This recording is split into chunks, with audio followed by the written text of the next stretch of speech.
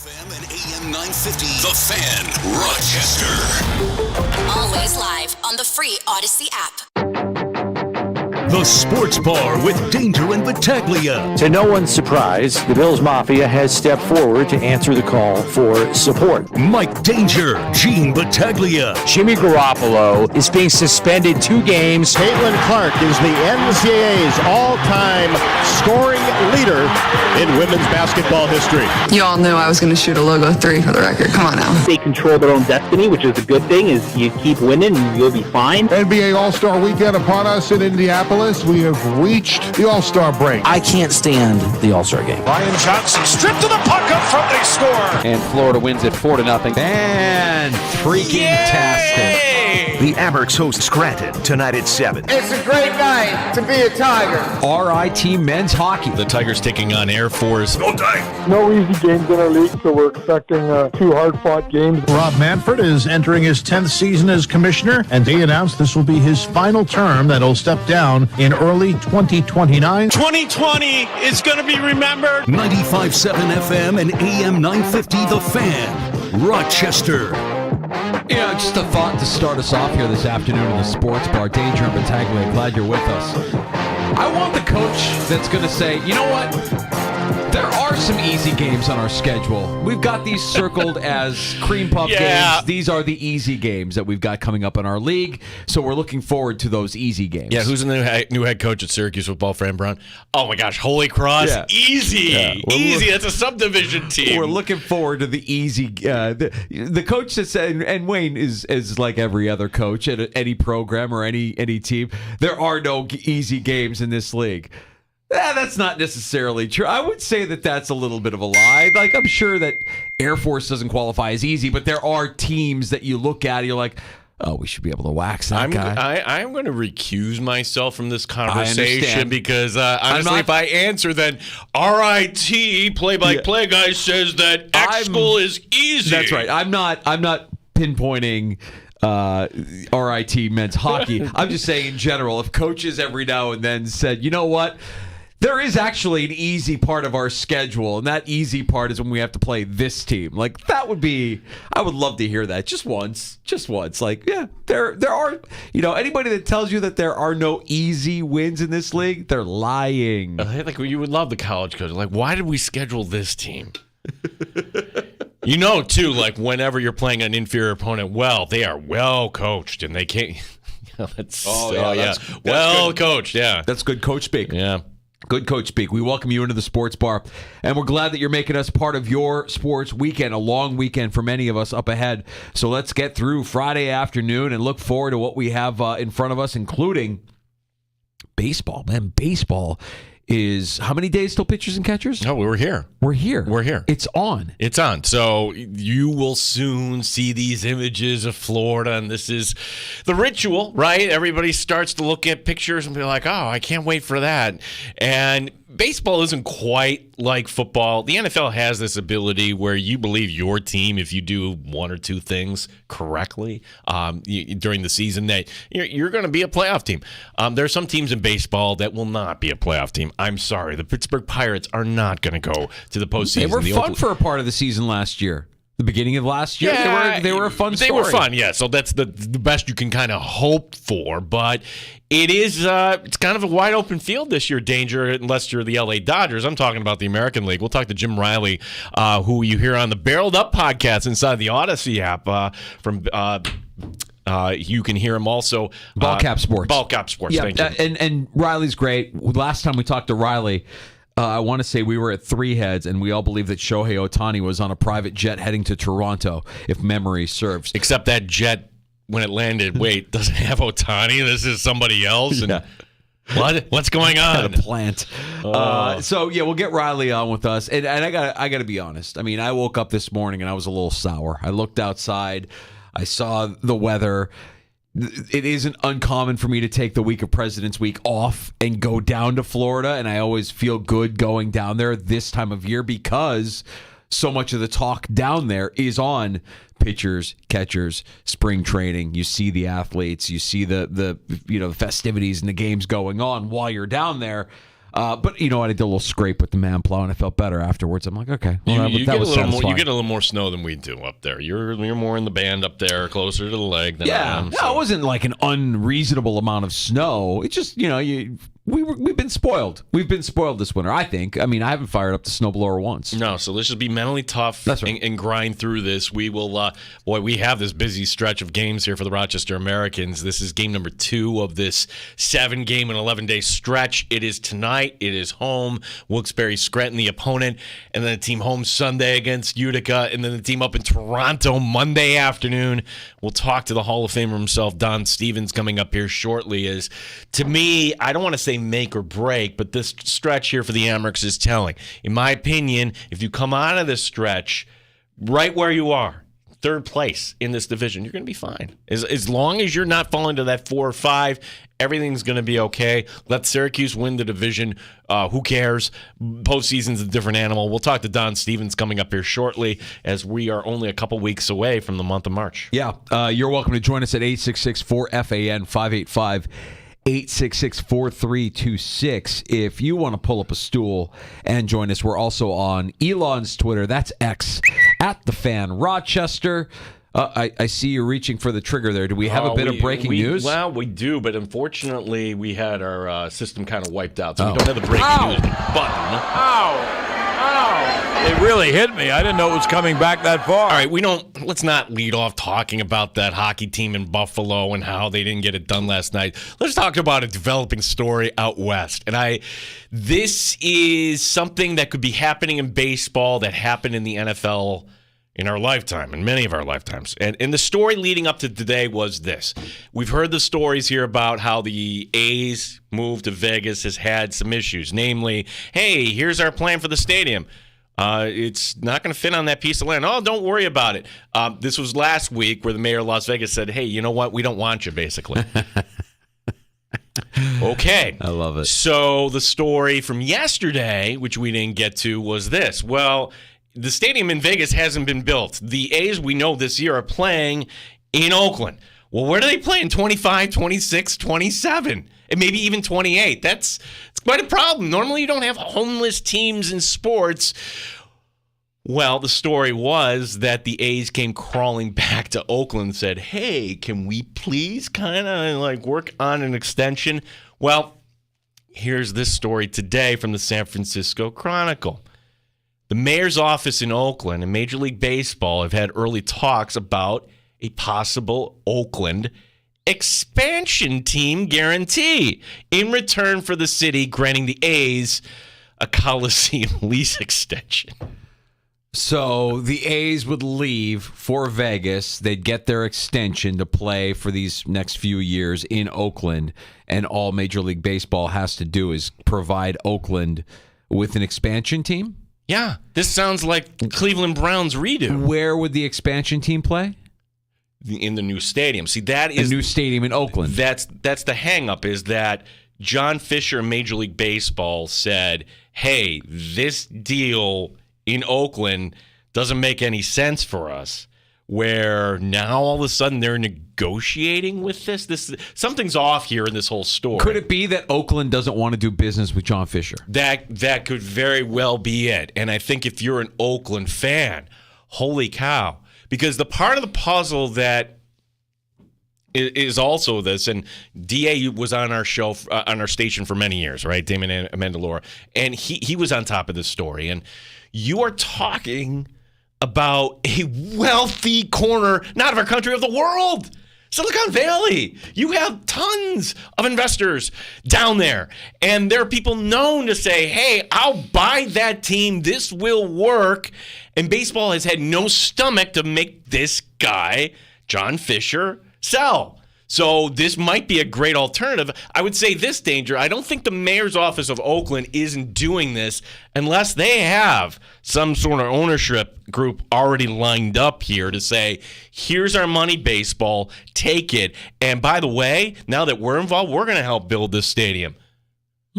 This would be fascinating. It'd be like the Cleveland Browns all over again, in a way. Except the Browns came back as the Browns, the Oakland team wouldn't come back as the A's, right? Well, the A's. This is more like the Nighthawks situation, right? Where the Nighthawks. Well, not true. Not true. The colors got kind of retired altogether for the Nighthawks. The banners went up. I'm trying to figure out what the parallel is here. It is kind of like Cleveland, I guess. Because I guess Cleveland was after the fact. Like, hey, we moved. What the hell? And then litigation, everything else, the NFL realized, all right, let's just give them an expansion team. Here you go. That was supposedly the story in Seattle when the Sonics moved in. Okay, we're going to give you an expansion team. The late David Stern never followed through on his word. Like, the Sonics are still like, hey, what they'll get a team in Seattle. Seattle, I mean, that arena is beautiful. They'll get a team. You would think they've been kind of dragging their feet. I would figure it would be Vegas and Seattle. Yeah. So there isn't a perfect parallel to this, but if they could somehow say, all right, you get to play here for a little bit, and we'll be an expansion team, but you know what? We keep the colors and the name and everything else. That's what needs to be negotiated. Yeah. Because I can't see the A's anywhere but Oakland. They've got to be the Oakland A's.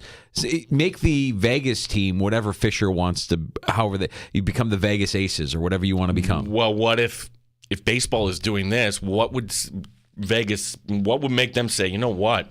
We're Vegas. We could have anybody. We could have LeBron James as a new owner here in the NBA. Why do we want to bring in this nickel and dime clown in a city like this? Mm-hmm. That's a good point.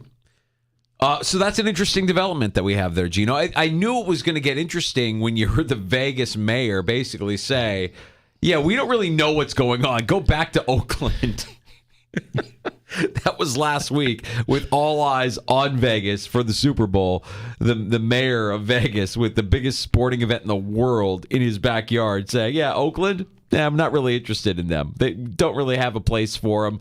Don't really want to be in business with them. Meanwhile, the commissioner's like, yeah, you know what? I'm gonna be done in 5 years. Kind of like, who get done sooner? Who does that? Yeah.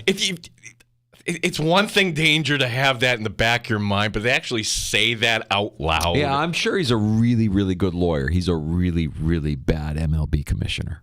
You have to be a politician when you're in one of these positions. Yeah. Roger Goodell's taking bullets, but always has the spin and the smile and everything else. Mm-hmm. Adam Silver to a certain extent. Gary Bettman, not so much. Okay,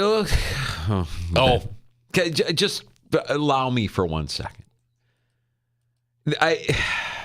We're not going to talk about what we watched last night from the Sabres, because why? Why would we do that?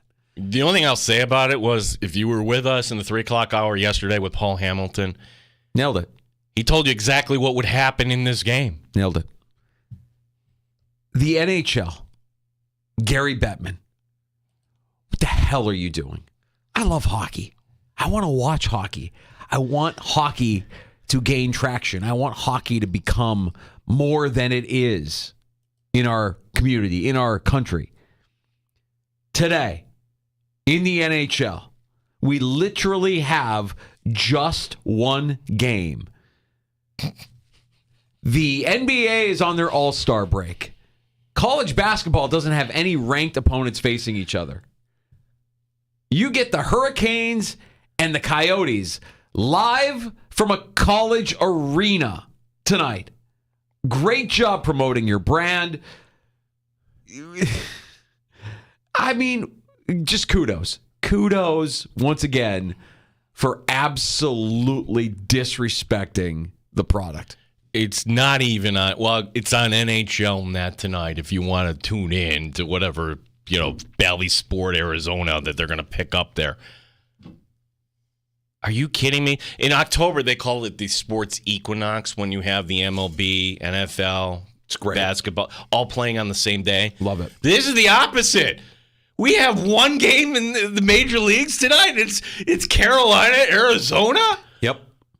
I understand the NBA's got to get their All-Star weekend at some point. I understand that they're going to try some different things with the court and the three-point shooting between Steph Curry and the WNBA star, and that's all well and good. But this, what do they say? The iron's hot. Why wouldn't you?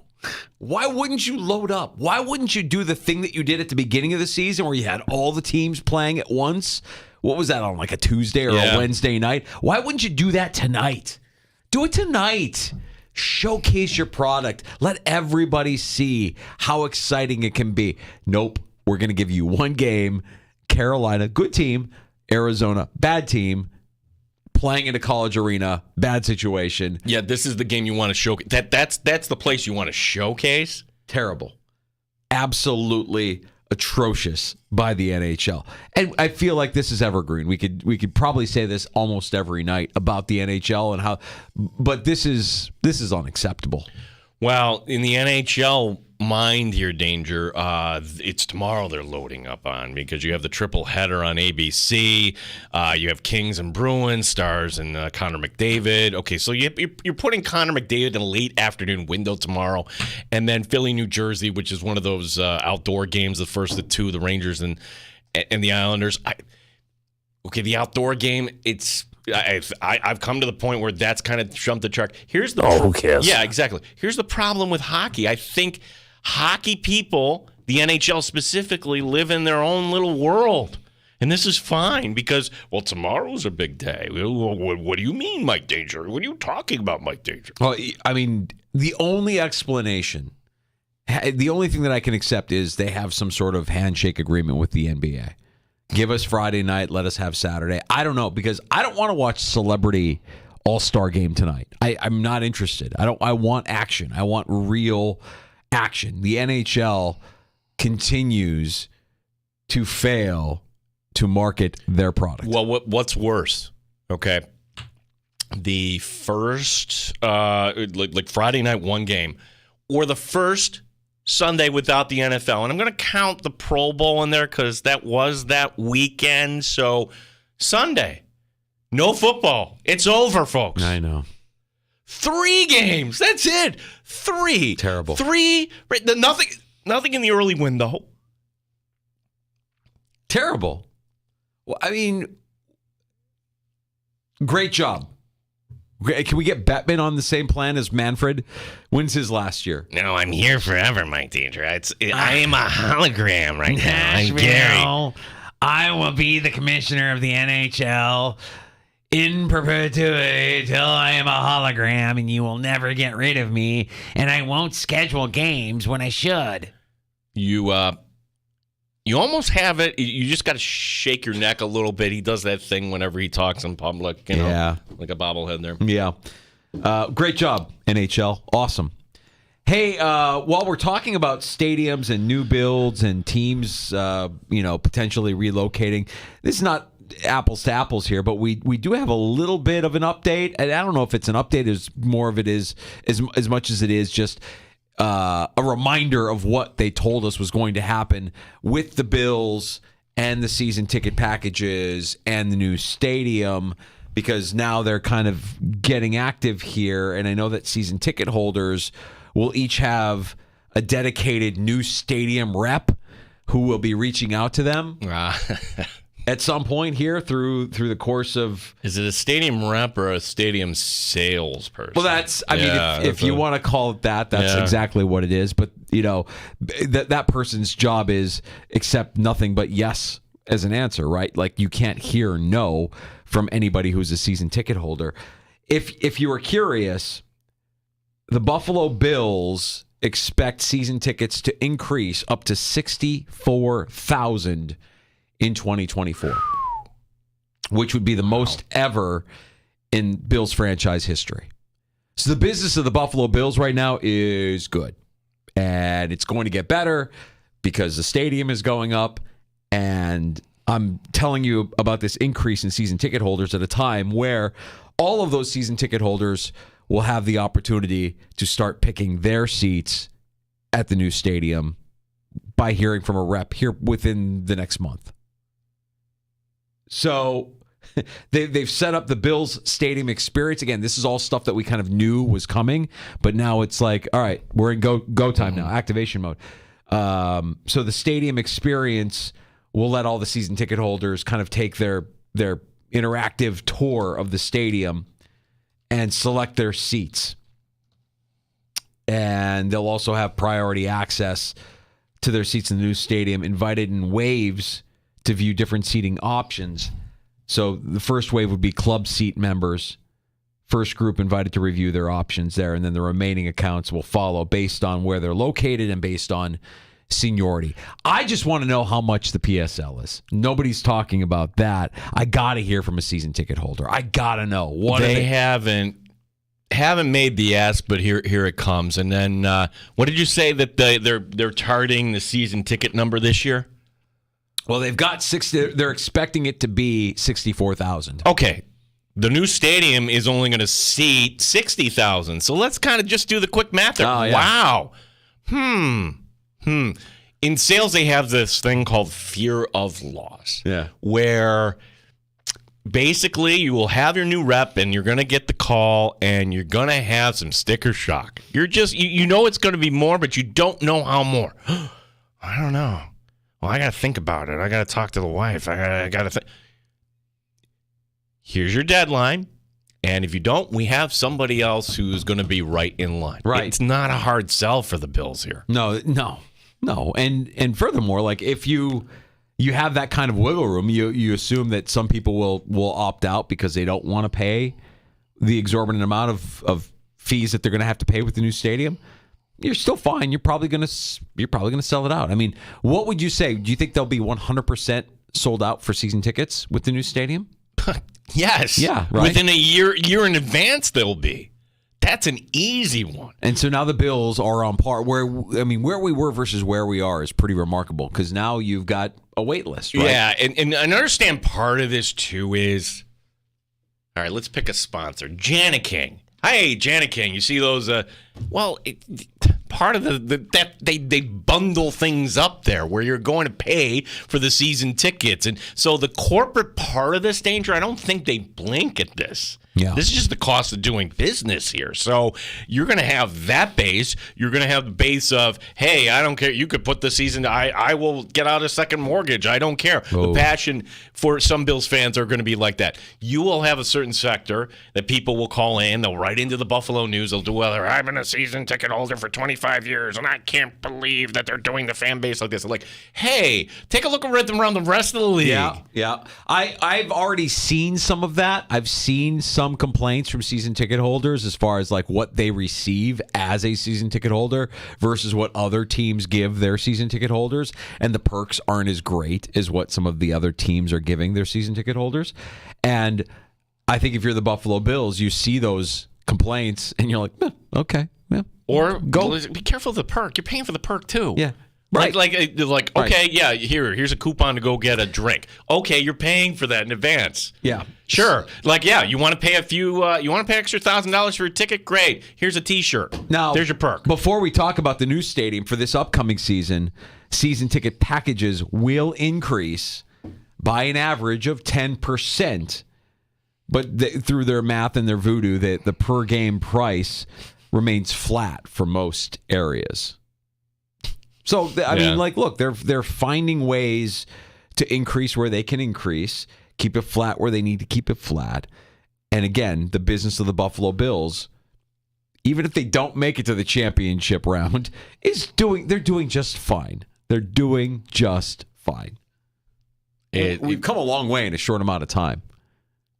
Right? Haven't we? Right? Yeah. I mean, just, from the time that we started doing this show, when we were still in the drought, I mean, things were dark. Kim Pagula had the quote and was blown up. I don't know if we have the wealth to build this stadium. Like, oh, okay, well, Where are we going with this? Danger, I'll back it up just 10 years ago. 2014, Ralph Wilson dies. Oh, my gosh. They've been, greasing the skids here to bring this team up to Toronto. So who's paying for this team? You and I and everybody else. Great. This is our one thing. I'm fine with it for this reason because unlike, say, the Sabres or some other teams in other markets, this is a team that everybody it's part of the culture here in Buffalo and in Rochester. It really, our world kind of you don't have to be into the Bills. You may be a fan of another team, but everybody kind of has that kind of baseline when you come into work Monday morning talking about the Bills or whatever it is. Yeah, for sure. It's not unlike what you would get. I would imagine it's not unlike what you would get if you were in Green Bay or if you were in a college town, right? It's got a little bit of that atmosphere where if you're in Happy Valley, you better know what's going on with the Penn State football team, right? And so it feels like that kind of atmosphere, like everybody's invested in one way, shape, or form. Some more so financially than others, and some of you will be paying upwards of 10% more for your season ticket package come this upcoming season. But have fun with the representatives and the virtual tours, and understand that their job as they're talking to you is the only answer is yes. If you say no, they're going to move on. They will. There's a list. They will move on, and you just do the math there. Hey, we have more season ticket holders this year in the old stadium than we will have seats in the new stadium. Yeah, they'll be all right. Let's check in with Don Stevens, the voice of the Rochester Americans, a Hall of Famer, joining us next as the Amerks take on Scranton Wilkes-Barre. The Penguins are at Blue Cross Arena tonight. We'll recap Wednesday's win in Utica and kind of look ahead here the rest of this stretch that has them playing 7 games over the course of 11 days, including some action this weekend and on President's Day. Don Stevens next on The Fan. You're listening to the Sport Taglia.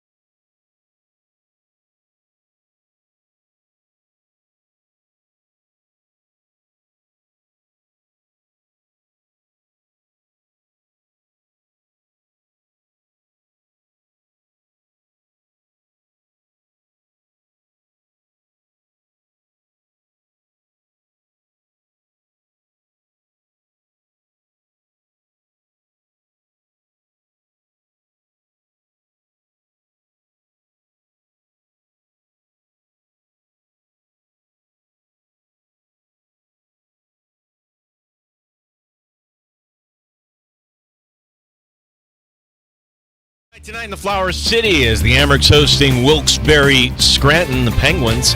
Seth Appert on this opponent. They've spent a lot of money to build a really, really elite American League team. And I think when they're fully together, they look like one of the best teams in the Eastern Conference. Really good decor, Willette, Rathbone, Smith, St. Ivany, guys like that. So, and then depth of scoring up and down their lineup. Don Stevens will have the call tonight beginning at 7. The Hall of Famer joining us next year in the Sports Bar. Sabres hockey tomorrow. Buffalo coming off the loss to Florida. Sabres are at Minnesota. RIT is home tonight, and tomorrow Air Force is the opponent. Las Vegas Raiders quarterback Jimmy Garoppolo has been suspended for 2 games. This for violating the performance-enhancing drug policy. Gene Battaglin, the sports leader. The Fan, Rochester. They've raised the bar on Rochester Sports Talk. You're in the Sports Bar with Danger and Battaglia on the Sports Leader, 95.7 FM and AM 950 The Fan, Rochester. I have recently. I hadn't really been paying attention to it a whole lot this year, but I looked recently and it's pretty tight. Yeah, I think definitely with all these games coming up, we have a pretty busy schedule, but I think if we just go one game at a time, just focus on each game individually that day, I think we'll be fine. There's Rochester American Tyson Kozak as the Amerks. Paying attention to the standings season in the AHL. Scranton Wilkes-Barre, the opponent tonight, 7 o'clock. We'll have the action for you here on the Fan Rochester. And on the call, the Hall of Famer joining us now, Don Stevens. Don, we talked to Seth earlier in the week, and it's no secret, this stretch of games is brutal, 7-11. Talking to him about what it means for his team. Hey, man, I'm worried about Don Stevens. 7 games in 11 days. When you saw that stretch when the schedule came out, Don, tell me that you didn't have, a couple of games circled like, yeah, that one, let me take that one off. Are you up for this stretch as well here as we continue into game 2 here of this stretch? Actually, truth be known, I hadn't looked that far ahead. And then I heard the coach say 7 games, 11 days. I'm going, well, okay. Well, the thing is, the best part is the travel isn't that bad. You get into some of those long trips like we used to do on occasion, and that was some of those ones were really bad. But this is okay. Yeah, probably the worst of it, Don, is you're playing Sunday, and then, you got to be up the next afternoon up in Toronto. I'm just curious because, you've been at this since the 1980s. Like, this one doesn't even rank here in terms of a travel schedule. What are some of the worst travel schedules you've ever been on? We got like a 3 or 4 hour show here. We got all kinds of time. I got time, Don. The floor is yours. For you, anything. Well... so I was just talking about some of the trips we used to have. Used to play between Christmas and New Year's was when the league tried to play every night, and we used to have 6 games in 7 days. We'd start out at home the day after Christmas, then we go to Newmarket the next day, then we go up to the Maritimes and do a little stint there with a game in the middle, a day in the middle off, and then we come back and play in Newmarket, return home and play on New Year's Day at home. So 6 games in 7 days, and those were brutal. We're looking ahead here as the Amerks tonight playing at home at Blue Cross Arena. Scranton Wilkes-Barre, the opponent, and Seth Appert talking about this opponent. Tyson Kozak mentioning this opponent as well. What do we know about Scranton Wilkes-Barre coming out of the Atlantic Division into Rochester tonight, Don? We know they got some former Amerks on the team. We got Alex Nylander and Tyler Fadoon, and I was looking back at the game last year, and guess who the goalie was that played for them against us? It was Tokarski. Oh. So a little swapping of players back and forth. But, yeah, you know what? They've done a good job this year. They're third in their division, and they're 7th overall in the American Hockey League. So they're pretty strong. As Coach Appert said, there's very strong defense, and their goaltending has been really good. So it's going to be a case of trying to pop a few tonight to get on top of them here. So did Tokarski come back down? I just saw the video up in Buffalo that UPL was at the morning skate after he was not available last night. So what do we know here about the Amerks goaltending situation here? Should fans expect at least tonight or Sunday to see Devin Levi, for example? Well, Levi will play tonight. I think that when the games are spread out, I think they're going to give them all they can. And so there's tonight he'll play, and then I'm thinking he'll play again on Sunday because there's Saturday off. So it's not like he's playing back-to-back days. But we'll see. Tokarski did come back, yeah. And then the Sabres recalled Cale Clegg, the defenseman, because they're short on defensemen up there. Amherst got the win against a team that they've owned in recent years here in Utica on Wednesday night. I want to take you back, Don, last weekend, a couple of overtime losses to Syracuse, and I think it kind of shows that the Amherst are close, but Syracuse and Cleveland on top of them here in the North Division standings. Tell me what you know about these two teams in front of Rochester in the standings as the Amherst try to kind of claw their way up to some seeding here for the postseason.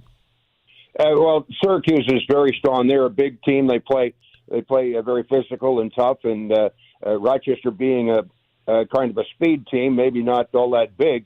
If they can slow the Amherst down, then that's what the Amherst have to overcome and start using their speed a little bit more. And they've done that the last couple of games. Cleveland, we haven't seen them for a while. They got onto a tear after the last time we played them, so I'm not sure exactly how they look at this point, but they're having a great year. And, you look at losing those two overtime games, that was tough. You feel really bad about losing back-to-back overtime games, especially to Syracuse. But then you stop and think about the last 4 games, 2 wins and 2 overtime losses. That means that's 4 of the last 6 points. So that's not a bad stretch here for the Amherst. Yeah, Don, I like where the team is right now, 3rd place. I would sign up. I don't know if you would agree with me on this, but if you get through this stretch here and again, it's game 2 tonight of this 7 and 11 stretch here, if you get on the other end still in 3rd place, I like where the team would be at. And in particularly, I don't think it's too soon to start talking about, all right, the seedings here, and there's a big gap between 3rd and 4th. You don't want to be the 4th place team having to play a little mini round against Laval or Belleville or whoever that may be. Well, actually, there's not much of a gap between 3rd and 4th. In fact, from 3rd to the basement of the division, which is 7th, there's only 5 points difference. I mean, you have a bad weekend or a good weekend, and you can go from 3rd to last in the division just at a blink of an eye. The big gap is between the 1st and 2nd place team, and then where the Amherst are in 3rd, which is 7 points back right now out of the 2nd place. So, everybody says, well, you got to beat Syracuse, you want to catch up to them. Well, first of all, the most important thing is any of the teams that are below you, which right now is 4th through 7th, you'll want to make sure that you keep them behind you. Yeah. So that's how you make the playoffs, is keep those teams that are below you, keep them down. Don, let's talk a little bit about a player that we're all paying attention to because of how much potential he's shown in his time in Rochester. Yuri Kulik feels like he's been in a little bit of a slump here coming off the juniors. We know that he was pretty fatigued, and he's gotten some time. Talk a little bit about how his game has fallen off here since coming back from the World Juniors. Yeah, it's not a little bit of a slump. It's a big slump. He hasn't scored a goal since he came back from the junior tournament, which is New Year's. So he hasn't got a goal. He's gotten an assist in each of the last 2 games. But yeah, he's played a lot of hockey. And got to remember, he just turned 19 not very long ago. He was played a full year as an 18-year-old, and then coming in and turned 19 a little bit ago. To have all of these games and all that pressure of going to the World Juniors, that was a lot of pressure, a lot of weight on his shoulders there, because he was the captain, the main star of that team, and then comes back and immediately he's got to go to the West Coast for the All-Star game, and he had the trip from hell there trying to get to it that he went through. So a couple of days off, I really think that was good for him. It seemed like the game the other night in Utica, he might have had a little more jump, and so we'll see if it carries over to what's coming up now. Don Stevens will have the call tonight. The Amherst hosting Wilkes-Barre Scranton. One player where did he come out of? Victor Neutchev has been on a little bit of a tear here, Don. How has he been able to develop over the course of this season? Well, he's developed dramatically to me. What a fun player to watch he is. He came over and, a young, little, skinny guy and didn't get much ice time and was only playing a few games here and there. And then he's been I think the coaches have done a great job of bringing him along a little bit here, a little bit more. And then he started making some plays. You just have to shake your head. How the heck did he do that? And he's really started to pick it up. He had 3 points again the last game, and he had 3 points like 2 or 3 games ago. He had 3 points, so he's really playing well. The other thing with him is it's kind of as Coach Appert tries to make sure that all the extra players are getting games, they're sort of swapping them in and out, like Kisakov and Warren and Richards and Slager and some of those players. They're all swapping in and out. So Neuchav isn't playing really every game. He started to play a lot more now, and he's got some different line mates. So in spite of that, he's really contributing. And again, he's just going to be a fun player to watch. Don, I wanted to talk to you about how they've managed through this stretch where the Sabres are calling some guys up. I mean, Bryson was down here for a spell. He's back up. Clegg is back up now with Buffalo. I mean, talk about some of the guys that have stepped up as as is per usual. The lineup kind of remains fluid through the course of the season. I think this has been a much better year for the Amherst, at least. I think there's been a whole lot fewer recalls than I've ever seen, maybe between here and Buffalo. Is they've had their issues with injuries and trying to get their line working right and stuff. So I think we've been pretty fortunate. This is the first recall we've had in some time, weeks, I think, outside of goaltenders. But for a regular skating player, forward, or defenseman, it's the first recall we've had in quite some time. Don, couple neat promotions. Sunday being Kids Day, 3:05 against Utica. Tonight is military salute. So, two-part question on tonight. I mean, about the sweaters. Have you seen what the Amherst are going to be wearing? And do you have actually, like in your time, a favorite in terms of what the Amherst wear? I'll tell you my favorite. Maybe that's because the team won a cup in them, but the throwbacks back in 1996, where you had the stars and stripes. If those can come back at some point, I would certainly be right into that, Don. Well, I hate to disagree with you, but for me and what I do, the stripes are the worst. It's a great-looking jersey as long as you're not any more than about 10 feet away from them. But as soon as you get where I'm at, up on the perch up above, they're awful. My favorite has always been, we used to do the red jerseys on Friday nights, and I always liked the red jerseys, which is kind of what the military jerseys are going to be tonight. I like these military jerseys, the specialty jersey for tonight. They're predominantly red, and I think people are going to like them. Don, we're looking forward to the call tonight. Scranton Wilkes-Barre, the opponent. Blue Cross Arena, the location. We look forward to having all the fans stop out. Yeah, and Don, who's the wheel of commentators tonight? Who is it? Is it Duffer, Mossbrooks? Who's on the call with you tonight? Andrew Mossbrooks will be here. He's pretty much, we brought him in, and he's, we haven't made anything official at this point or whatever, just seeing how things are going, but he's kind of taking that spot right now. He's been doing most of the games, and we'll see how it goes from there. Love it. Don, we'll look forward to the call tonight. Best of luck this weekend with the travel schedule. We know it's going to get a little hectic there when you talk about Sunday into Monday. Let's catch up again soon. Yeah, hopefully. I'm available anytime you need me. Got it. Thanks, Appreciate it. Don Stevens, the Hall of Famer and voice of the Rochester Americans, joining us to preview this weekend's action. Amherst, Scranton Wilkes-Barre tonight.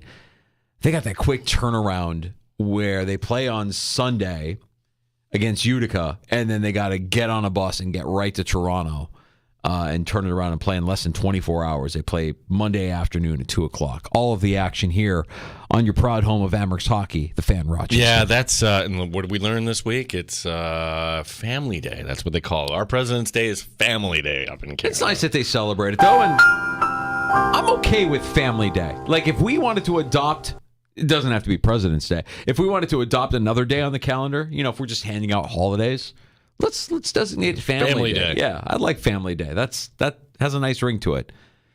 When can we do Family Day, Gino? Let's just retire the President's Day and make it Family Day, too. I have no problem following Canadians on that. You know what? Not a bad idea. Not because a bad when you idea, look back at what some of our presidents stood for and what they represent, and people are tearing down statues of some of these leaders that we used to have, maybe it is best to just say, hey, you know what today is? Today is Family Day. Yeah, I'll take that. We wish you a happy family day. We know that a 3-day weekend is ahead for most of you.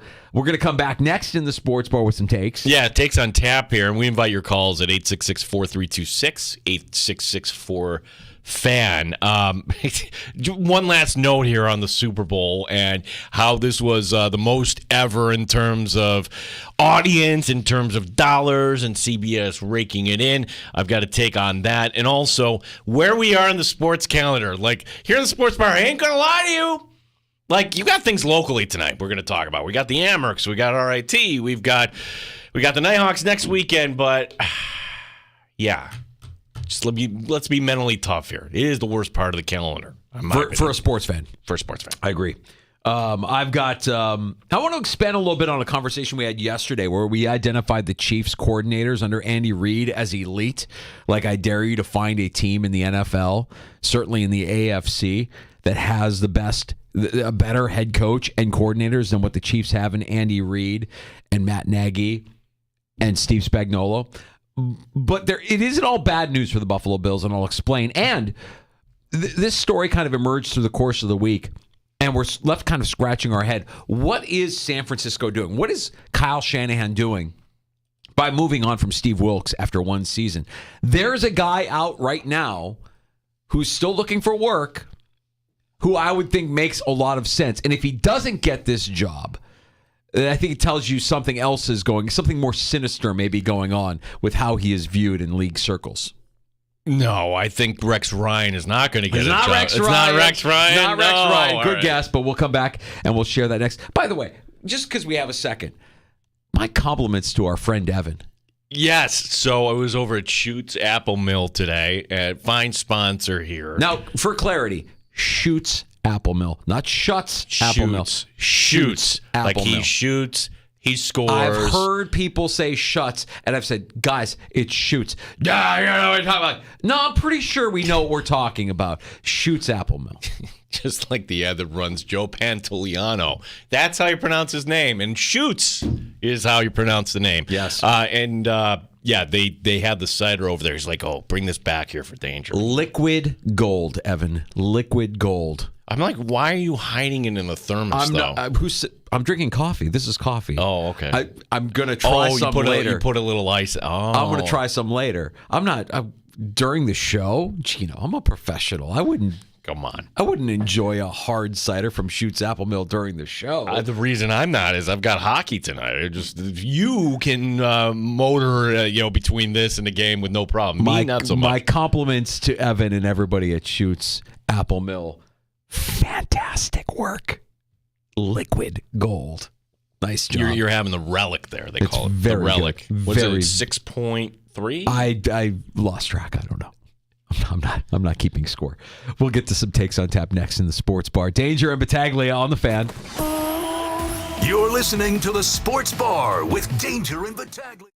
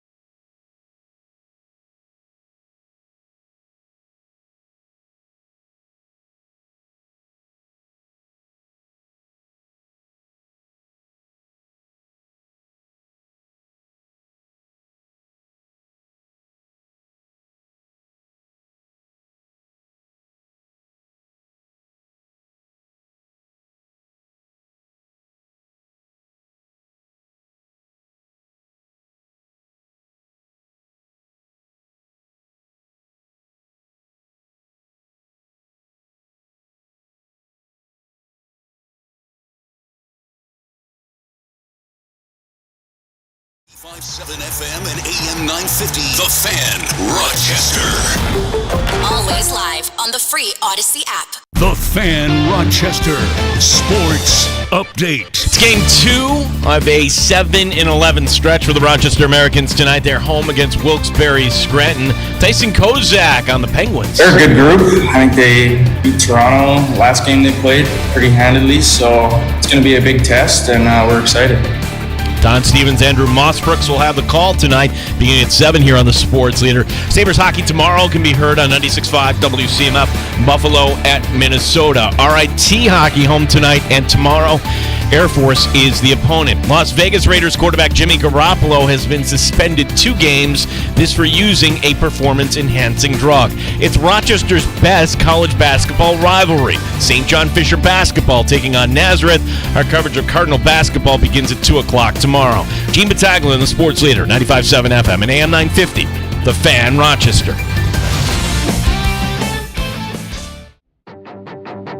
The Sports Bar with Danger and Battaglia. To no one's surprise, the Bills Mafia has stepped forward to answer the call for support. Mike Danger, Gene Battaglia. Jimmy Garoppolo is being suspended 2 games. Caitlin Clark is the NCAA's all-time scoring leader in women's basketball history. You all knew I was going to shoot a logo 3 for the record. Come on now. They control their own destiny, which is a good thing, is you keep winning and you'll be fine. NBA All-Star Weekend upon us in Indianapolis. We have reached the All-Star break. I can't stand the All-Star game. Ryan Johnson stripped to the puck up front. They score. And Florida wins it 4-0. And freaking tastic. The Amerks host Scranton tonight at 7. It's a great night to be a Tiger. RIT men's hockey. The Tigers taking on Air Force. Go Tigers! No easy games in our league, so we're expecting 2 hard-fought games. Rob Manfred is entering his 10th season as commissioner, and he announced this will be his final term that he'll step down in early 2029. 2020 is going to be remembered. 95.7 FM and AM 950, The Fan, Rochester. We'll talk some baseball. Jim Riley, the Barreled Up Odyssey exclusive podcast on the free to download Odyssey app, Ball Cap Sports on YouTube, will be joining us here in about 25 minutes or so. We welcome you into the Sports Bar. Danger and Battaglia, glad you're listening along at 95.7 FM, AM 950, and watching along our video stream up on our YouTube channel at The Fan Rochester, also on Twitch at The Fan Rochester. Don't forget to like and subscribe if you're checking us out there. It is much appreciated. You're welcome to pull up a stool anytime at 866-4326-585-866-4FAN. You can write to us on X, our handle, The Fan Rochester, as we get some reaction here to, the NHL having one game tonight. Tim writing in, the NHL can't market themselves out of a paper bag. As soon as college football conference championships, NHL should be every team every Saturday, and after the Super Bowl, shift it to Sunday, or put the half a league on Saturday or half on Sunday. Exactly right, Tim. The fact that there are only 3 games in the National Hockey League Sunday, I don't care if one of them's outdoors. 3. That's it. Yeah, the outdoor game doesn't really do it for us anymore. I think that the NHL lives in a vacuum, and in their echo chamber, everybody thinks, this is great, wow, it's awesome, this is so great. Like, I think the fans are kind of like, been there, done that. Not really. It's not a good TV viewing experience at home. It's just not. It's terrible. So I propose play a game on the moon or GTFO. I mean, just honestly, like, we're over it. Tonight is inexcusable by the NHL. I'm beside myself. I can't understand how they can be this tone deaf. To know that this weekend you've got the NBA All-Star break, to know that tonight you don't have any NBA action other than Celebrity All-Star, you don't have any top 25 men's college basketball games going head-to-head tonight. What are we doing, guys? One game. One game. The Carolina Hurricanes in Phoenix to take on the Coyotes. Huh? Come on. That's brutal. That is just piss poor by the NHL.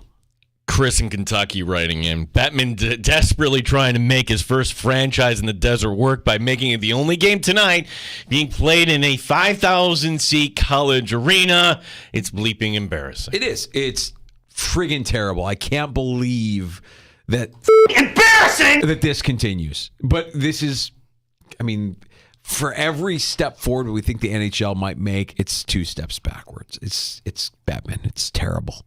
It's terrible. Like, I feel good about where the NHL is now that you can actually see the product more frequently and with greater ease, given their new partnership with ESPN. But I don't know.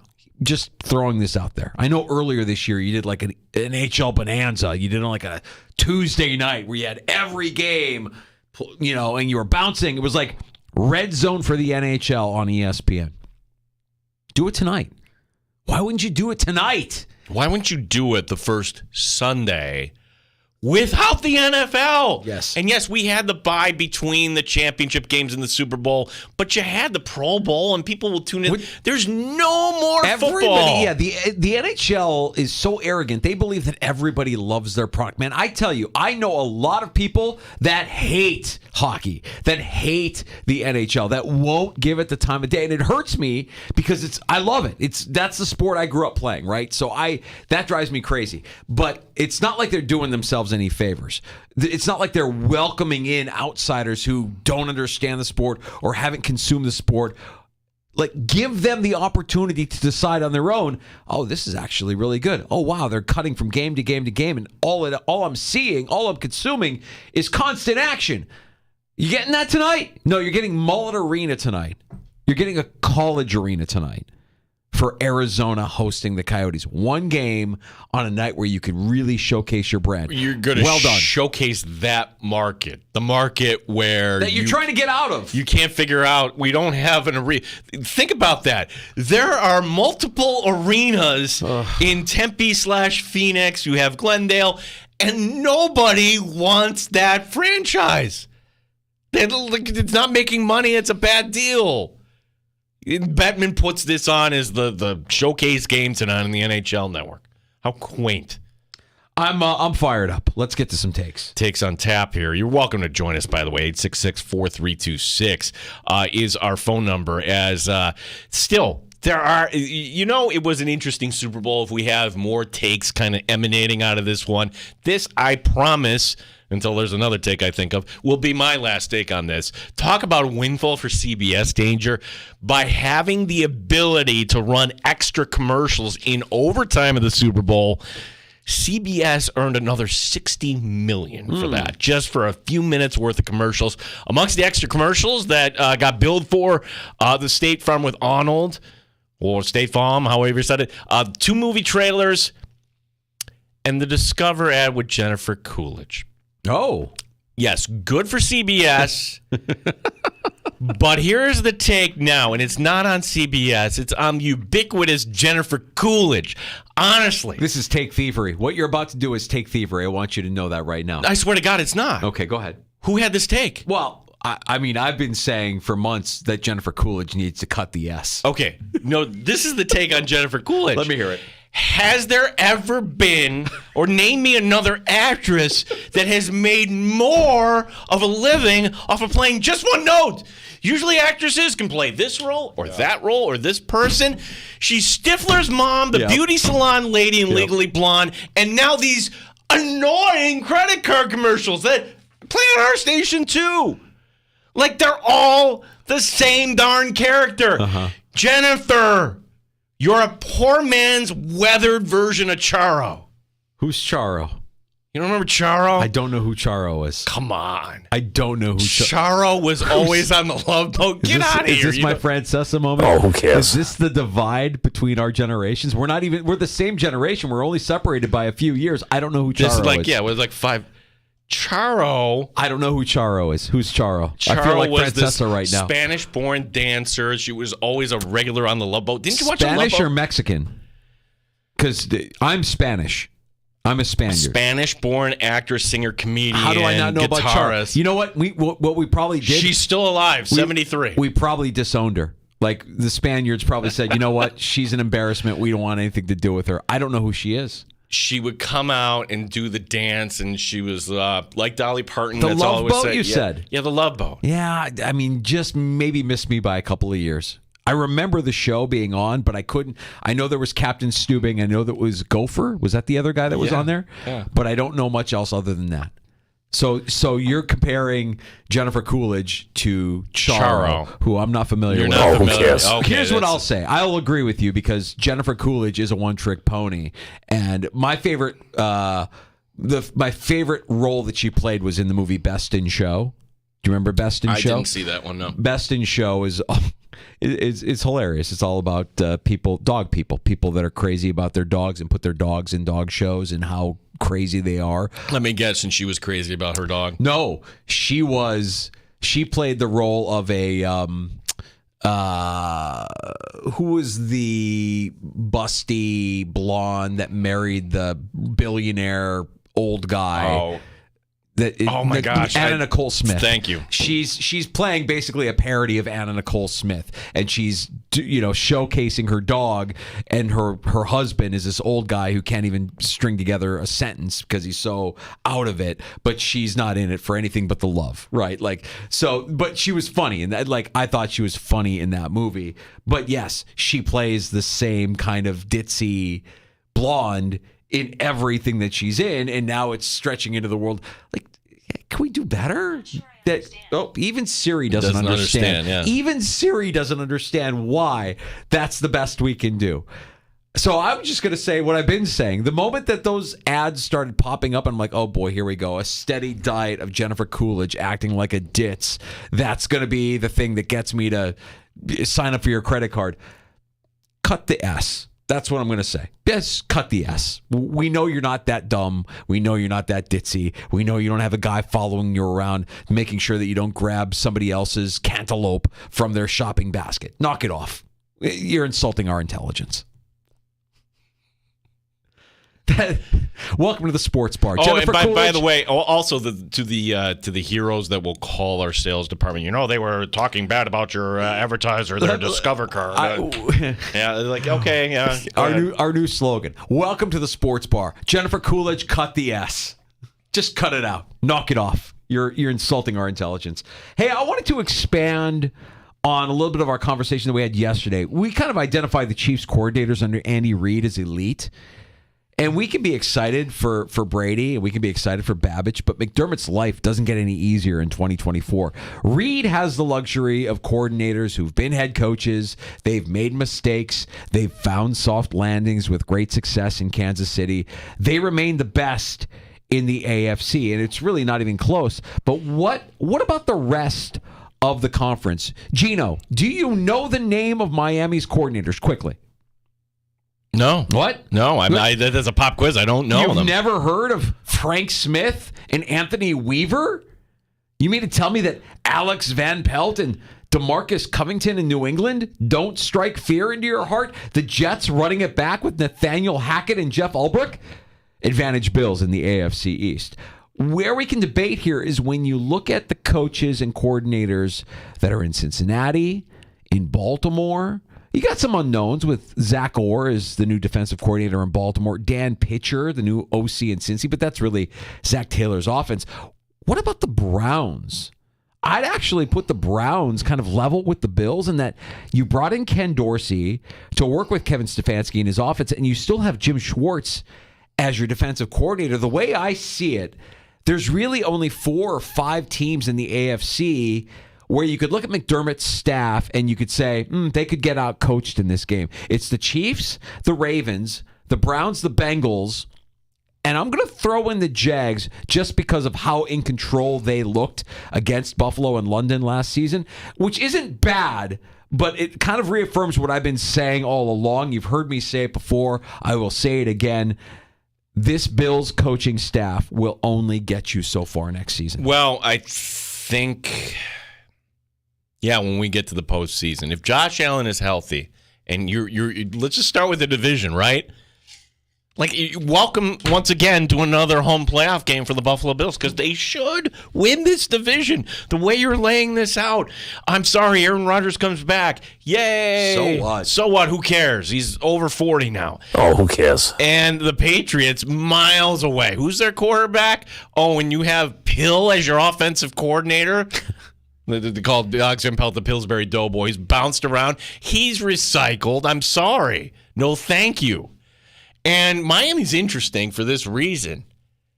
Like, Vic Fangio is a great defensive mind, and you're number one. You didn't allow him to get maybe his people, how did that kind of dissolve so quickly for Fangio? Or did Fangio just say, hey, this ain't it. I'm going to Philadelphia to a better spot for me professionally, personally, whatever. Because Can I make a prediction now? Philadelphia's defense this upcoming season, bounce back, yeah. They're going to be incredible. Fangio will get something out of those. They have so much talent on that defensive line. Fangio will get something out of them. But Miami? I mean, you didn't know? Wait, hold on a second. You didn't know who Frank Smith and Anthony Weaver were? I guess it doesn't matter. You got Mike McDaniel as your head coach. I mean... Yeah, but when we look around the AFC, I can't argue Cincinnati, Lou Anarumo.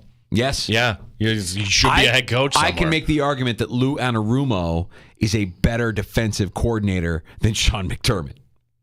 I can make that argument. That as far as defensive minds go and defensive play callers go, that Anarumo has gotten more with less than what Sean McDermott has with the Buffalo Bills. He did something that McDermott hasn't. That's a Super Bowl. Beat the Chiefs in the playoffs. Yeah. Ooh, I think looking at the coordinators is that's important here. Well, I don't know that it's everything. And we're going into this offseason knowing that you've got two guys that are relatively green. Brady has some experience, and you feel good about what you saw at the end of last season.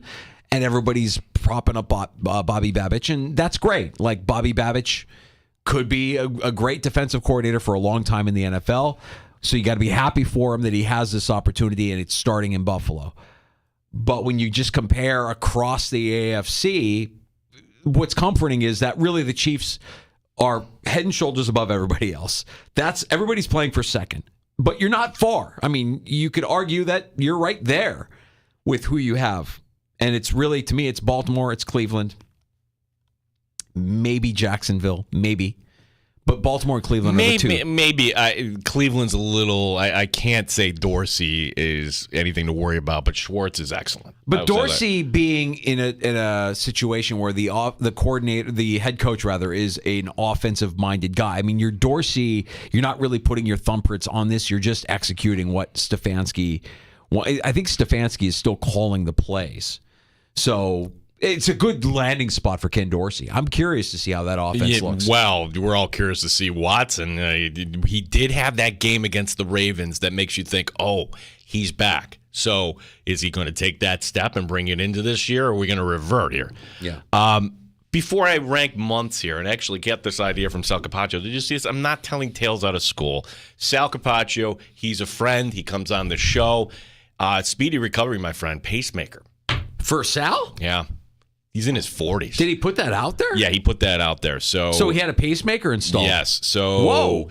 So he says he's going to be back on the air next week. Okay. I'm just wondering, dude, what if the Bills made it to the Super Bowl? Would you have actually hopefully he didn't put that off till, you know what, I need a pacemaker, but I got to wait until the football season. Now, I'm not a doctor. I'm not even going to try and attempt to play one on the radio. What determines whether or not you need a pacemaker? Do you go in for your physical and they're like irregular heartbeat or cholesterol? Yep. Or I mean, I don't know what that is or what determines that. I think we have a coworker that we're close with that is also not a pacemaker, but he had to walk around with the heart monitor for a while to make sure that he didn't need a pacemaker.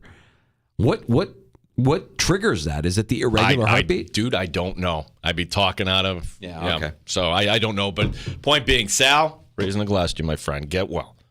He had the idea of ranking months on his podcast in terms of sports. And look, it's relevant now because I think where we are... Folks, this is the worst, okay? It's okay to say that out loud. You could argue July is the worst sports month, but hey, if you love baseball, it's fine. And it's summer, by the way. Go outside, play some golf, go for a run. You don't have to be holed up inside. Go outside in July. For my money, the best is October. October is king. You get all the sports. And on the list, April is second. National Hockey League, NBA playoffs, baseball opening week, Masters, and the best, the NFL draft, right? But here's something we can look forward to. I think there's an underrated month, Danger, and I think it's coming up. I think March is actually kind of sneaky good. Yeah, March is good. With loads of college basketball and your bracket and NFL free agency. And, hey, look on TV. There's a spring training game, and it's sunny, and you'll feel better about yourself. Locally, hey, spring sports begin in Section 5, and you got lacrosse. And, hey, if you are in a sports rut right now, I hear you. Don't worry. You're only 2 weeks away from a better month. Yeah, March isn't bad. You're right. And look, where we are, I think that the climate does have an effect on how much we enjoy the sports that are on, right? March, to me, always represents not just the tournament, but also like, all right, we made it. It's nothing but gravy moving forward. It's going to get nicer. The days are going to get longer. March has that vibe to it. So I'll take March. February's tough. These 2 weeks, the 2 weeks after the Super Bowl. Yeah. That's really what a mentally tough week. We all have to be mentally tough. This is the time. Like, if you're somebody who, and I know a lot of people will, get out of town or take your vacation here over the course of the next week because your kids are off from school or whatever it is, man, that's the way to do it. But I'm waiting until April. I'm pushing it off a little bit longer than I normally do. I guess last year I did April as well, but it's important. Get out there, enjoy the time while you have it, and know that when you come back, you're that much closer to the month of March, which is a good month for sports. What made it a little difficult for me, Danger, went out for a dad run on Saturday. I'm like, oh, this feels great. Yeah, we're going to get an early spring. Yeah, like, no. No. Yeah, Flu. I did the same thing, and I actually forced Sandy. I forced my wife. I'm like, let's go for a run. Wait a second. Did you wear the matching suits? Did No. you wear the like? No, All right. not yet. No, it was so nice on Saturday too. They bought me like cold weather gear for my birthday, so I could go out for runs when it's cold, and like the thermal tights or whatever they are, the Nike Pros. And the longer, thermal long sleeve stuff. So I'm wearing all this stuff, and I'm like, Saturday, I'm like, I didn't even need it. It was like 50 degrees. I'm like, I don't need any of this stuff. Let's just go for a run. And we did. And it was great. And then this morning I woke up and I looked outside. I'm like, nah, this ain't it. But, like I said, you find I get my little scrape in with the man plow, clear out the driveway, little sense of satisfaction. It ain't going to get the best of me, Gino. I'm ready for the next 2 weeks. Let's go. Yeah, I know you're worried about me. I feel like you're speaking to me when you're ranking the months. Help me out with this, because what I have scheduled on Sunday, taxes. Like many people, a reward system. Get if it's yard work, get this done. Hey, the Mets play at 4:00 today. I'm going to watch the Mets at 4. Let me get all my work done. It's about delayed gratification, pal. What is my delayed gratification on Sunday? Work out some kind of deal with the executive producer. Where have you been dying to go? For a meal? For a beer? Go, work it out. Work it into you. Because I went through this a couple of weeks ago. We did our taxes a couple of weekends ago. Yeah. And it was me, it was Sandy, it was my oldest daughter. We went in, we did our appointment, and I'm like, afterwards, what are we doing? We're going to Giants. All right, let's go to Giants. And we had a great time. We went to Giants. We walked around Park Avenue. It was a great day. You remember, it was a Saturday. Yeah. It was like last Saturday. It was 50 degrees and like not miserable. And you got to have that built-in delayed gratification. Work that out. Okay. All right. Talk to the producer. Get the executive producer to buy in. Hey, who are the Niners going to replace Steve Wilkes with? Rex Ryan. Defensive coordinator. No. Well, we're all kind of left scratching our head here at the move, just given the disadvantage that the team now has playing in the Super Bowl and having to make a move this late in the coaching cycle. You're left with guys like Rex Ryan. There are a couple of names worth mentioning, and I don't think that Bill Belichick or Mike Vrabel are worth discussing here. One would be the architect of the defense that San Francisco employs, but I doubt that Pete Carroll would take the job or that Shanahan would want to work with him. I mean, part of what we discussed with the moving on from Steve Wilkes is Shanahan probably just doesn't want to work with that guy. Too old school. Not we're not on the same page. And I imagine Pete Carroll will be very similar. So I would kind of like strike that, even though he's the architect of the defense that Shanahan wants to employ. The other guy, and the more likely name, who's still out there? How about Brandon Staley? look, Gino, he fits the profile.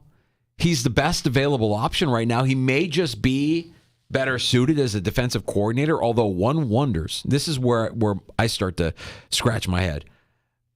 Why was he barely considered to replace Raheem Morris with his old team, the Rams? It's worth paying attention to, because if he doesn't get the job in San Francisco, Staley may no longer have a seat at the cool kids Shanahan coaching tree table anymore. No, Staley, I think, is going to have to take a step back, meaning, hey, you want to be a position coach, or you're going to go back to college? You know how many years he has as an experience as a coordinator? He was in L.A. for what? One year. And then the Chargers hire him off of what? Off his looks?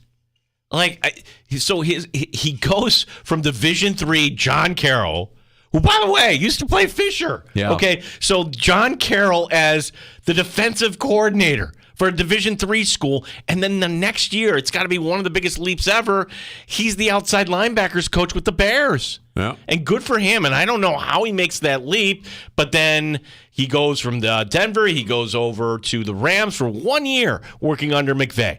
And I'm sure the Chargers are like, wow, we need to hire a young coach like that. Let's hire our own Sean McVay. Well, not exactly. What's interesting is we know McVay is outspoken, right? Like, we have that audio of McVay making fun of Belichick's pick during the draft, which is great, yeah. Right, but that's if that's a little peek into the personality of McVay. So I wonder how outspoken McVay was when the Chargers plucked him from his staff. Like, oh, that's the move you're going to make? You're going to take that guy to be your head coach? Ha ha! Good luck with that, guys. I wonder if that kind of attitude resonates throughout the rest of the NFL. And now they all recognize the Chargers being incompetent for doing this, for hiring a guy with this little amount of experience. And now that hurts Staley's prospects of remaining in the NFL. I think it's a fascinating thing to watch. I think he's a fascinating figure to watch. I didn't, when he first got there in L.A., a lot of people were very high on this guy. Like, wow, he speaks so well, and he's so eloquent, and he's got the right attitude and the right mindset. And, ultimately the Chargers just kept charging, and he ended up out of a job. They quit on their coach. Well, so you could have brought him back, and instead you promoted Chris Shula with the Rams. That's why I'm wondering, is there some kind of... He's not blackballed. I don't want to go that extreme, but is the jury out on Staley? Have enough people heard enough? And certainly Shanahan and McVay, they have a rivalry going on, but they're familiar with each other. They know how each of them think. I think it's a fast. He feels to me like clearly the best option for them at this point.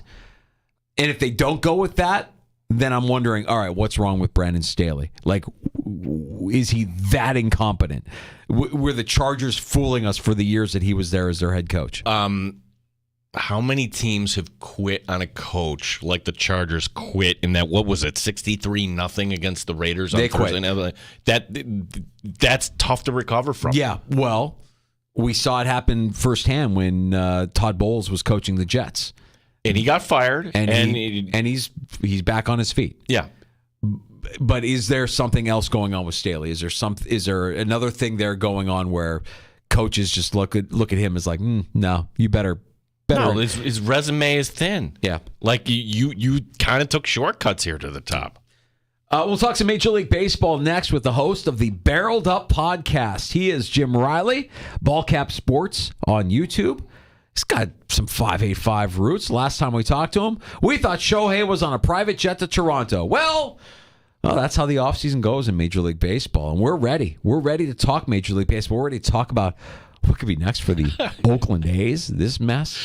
Rob Manfred giving himself a nice long runway to step down. We'll get into it more with Jim Riley next here in the Sports Bar. You can join us at 866-4326, 585-866-4FAN. You're listening to the Sports Bar with Danger and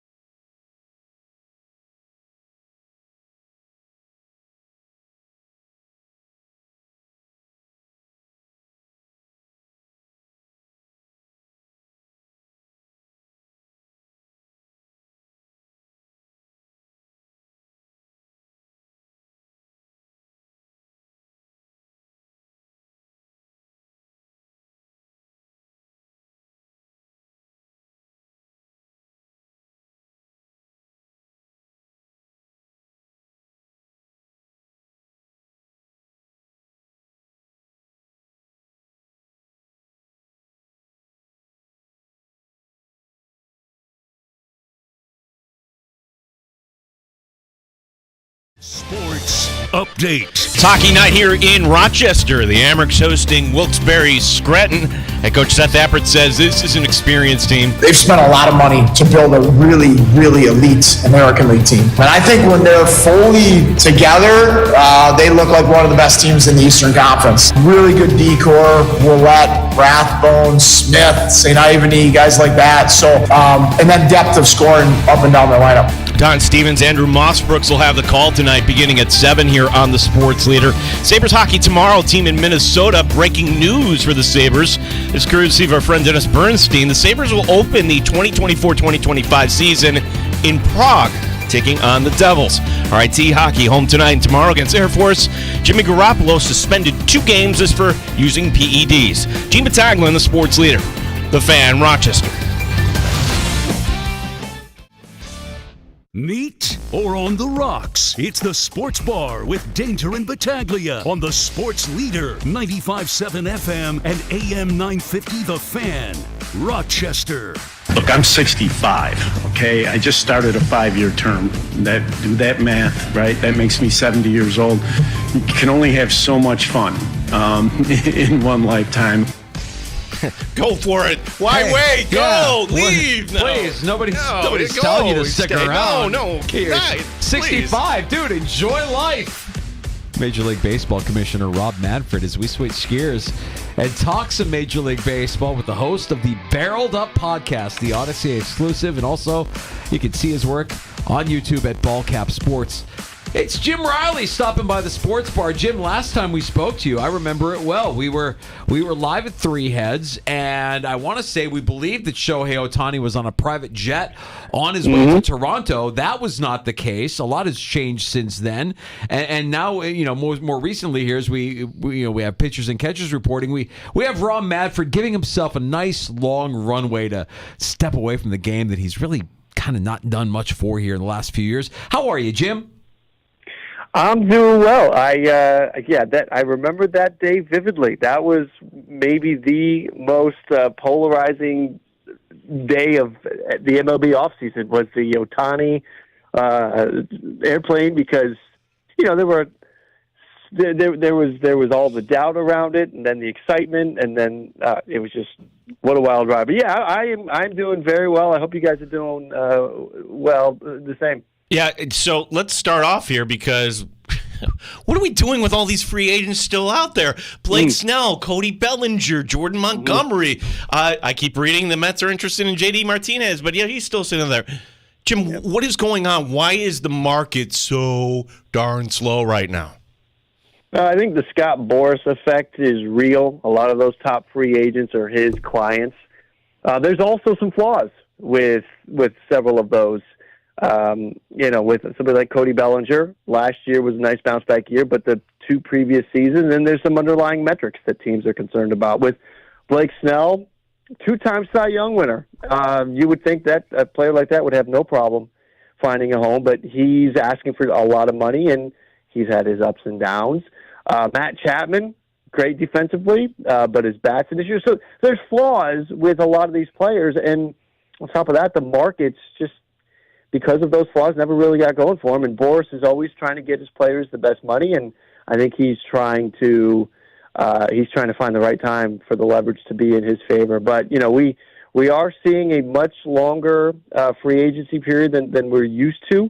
But it is, it's something that I think contributing to it is the rise in young talent as well. You'd rather give the shot at the end of your roster to the young kid that you're bringing up that has a ton of talent rather than the aging veteran. Jim, walk me through how you're feeling heading into this season if you're a fan of any team other than the Dodgers, because it feels like they just completely won the offseason. They've completely loaded up.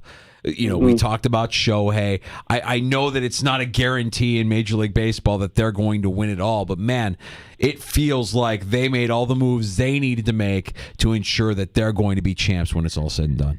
Yeah, Shohei plus Yamamoto plus Glasnow plus Teoscar Hernandez, and they're bringing Clayton Kershaw back. So it really does feel like the deck is stacked in their favor, but we all sort of felt like the Mets last year had the deck stacked with everything that they did, and that didn't work out. So you got to play the games. You got to get through the long season. It's 162. It is from April to September. A lot can happen between now and then, and then you got the grueling gauntlet of that playoff round, that second season in October. That's a slog. That's challenging. Jim, you've got roots here somewhat in Rochester, and you know a market a little bit here. And where I'm going with this is mainly we're a Yankee town, some Red Sox, but you do have a pocket of Oriole fans going back to when they were affiliated with Rochester Red Wings. And for many years, bad product, but now you have a young team, but you had a bad owner. That owner is gone. And oh my gosh, new move, Corbin Burns going over. And if you're not familiar with this guy, he is an arm here. How excited should Oriole fans be right now? Well, extremely. You bring in somebody like Corbin Burns, could be the American League Cy Young in 2024, and he's got all the motivation to pitch better than you've ever seen him pitch because he's entering into his walk year. So a ton of excitement around that move. That's not a move we have typically been accustomed to seeing the Orioles make. But then the bad news comes yesterday when Kyle Bradish, their other elite starting pitcher, is dealing with a UCL, is going to get a shot, is going to try to pitch through it. But how many times do we hear that? And then 2 weeks later we hear he's going for surgery and the season's over. So, excitement with the Corbin Burns move and what that could mean for future transactions.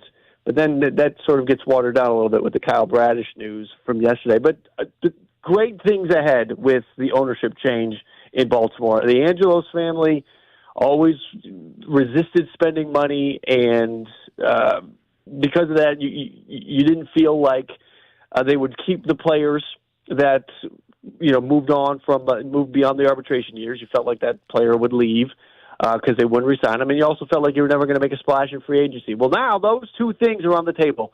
If you're an Orioles fan, you're going to keep your guys potentially, and you're going to maybe make a splash or two in free agency. It's great for the Orioles fans. Jim, what about the Yankees? Talk about their off season and give us a little bit of a preview of what their season could look like here. This has got to be. If there's less than 100 wins, I feel like Yankee fans are going to riot because last year's team underperformed so severely, 82 wins, and you bring in Juan Soto. They signed Marcus Stroman. They trade for Alex Verdugo, who's a nice bat. They make some bullpen upgrades. They have done the things and that lead you to believe that, okay, last year's in the past. This year, we're going to win the division. We're going to push for 100 wins, and everything's going to be great. But, there's always the injury concern with Aaron Judge. What is Carlos Rodon going to be? This team, on paper, looks like they could push for 100 wins. You're going to get Jason Dominguez back at some point during the season, and he's incredible. So the talent is there. It's just about that talent staying healthy. It's about them performing and getting the job done. It's going to be tough in the American League East this year. We're talking to our buddy Jim Riley, who you can hear inside the Odyssey app. Highly recommend this for any baseball fan. The Barreled Up podcast, you can also catch them on YouTube on Ballcap Sports. So let me update people on the developing story here because I just want to get your take on this. I'm calling it a mess here. Like this move from the A's to Vegas, we had unanswered questions amongst hey, how you're going to build the stadium on that land that doesn't fit? You have the Vegas mayor saying, we don't want you, go back. And now you have this, okay, here's another piece. Where's the team going to play here for, 3 years, maybe 4? Oh, okay, well, the news item yesterday, hey, they're negotiating to stay in Oakland. Okay, fine. Oh, but then there's this, courtesy of the San Francisco Chronicle. The mayor's office in Major League Baseball have had early talks about a possible Oakland expansion team guarantee in return for the city granting the A's a Coliseum lease extension. I think that would be great for everybody in Oakland. I don't see Major League Baseball all of a sudden giving away, but then Jim, I'm just wondering. I mean, there's a lot of wealth in that area, and that you could do worse as far as bringing in a new owner. But where does baseball go from here? This is just a messy situation all around. It really is. And Oakland has been a good baseball town for a long time. I mean, they just get an owner in there that's willing to spend and invest in the team and bring in talent. And you'll see that stadium packed.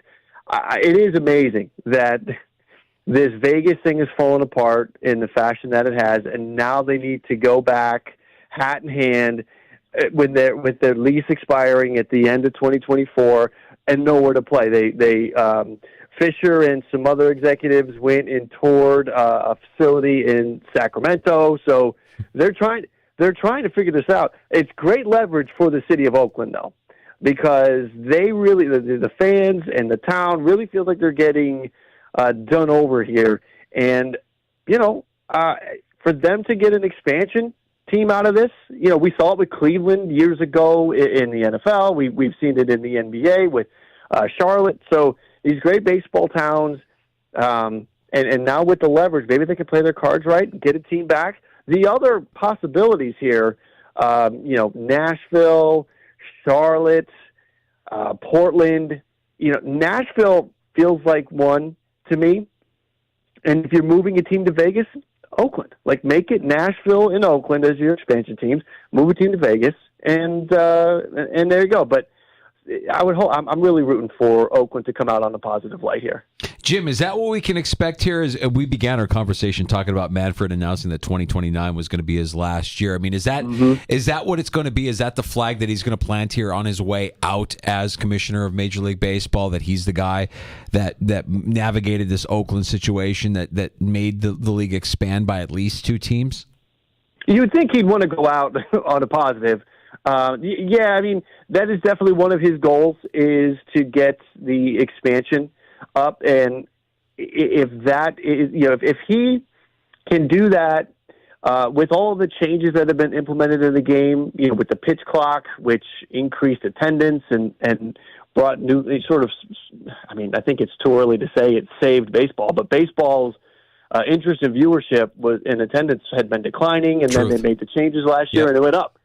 So you've got he's trying to go out on a positive note. That's one, those changes, and those expansion teams could push it over where people look back positively on Manfred's time as commissioner. All right, the big question here, because baseball fans, I think they're you can't get them to agree on everything, but I think pretty much players agreeing on this too. Only the commissioner is saying it's a good thing.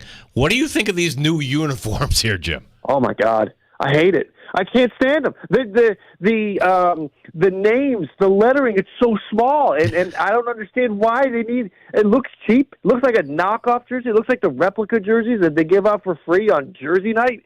Very disappointed in these jerseys. Manfred, I guess, he's trying to preach patience on the new uniforms.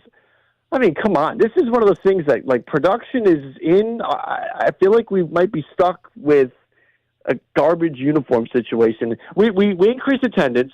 We're bringing new TV viewers in, and we have the players wearing these cheap-looking jerseys. George Costanza working for the league? What's going on over there? Right? Is it Costanza, arguing for cotton uniforms? It's one of those things. Exactly. Again, another Seinfeld reference. We just do the opposite. Whatever you think is right, do the opposite of that, because if whatever you do is wrong, the opposite must be right. Go back to the old jerseys. I can't stand the new jerseys. Jim Riley, Ball Cap Sports. Give me one surprise team here. I mean, I know we still have a little bit of free agency. I know we got spring training, but who do you got your eye on? There are some really interesting teams out there, and I've been spending a lot of time looking at the over-unders.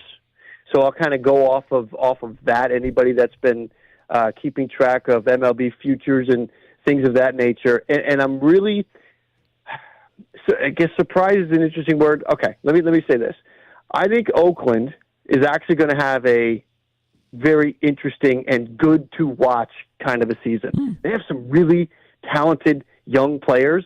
A lot of them made their debut last year, so they'll be taking their second step this year, and then there's going to be more of that young talent coming up this year. Last year they won 50 games.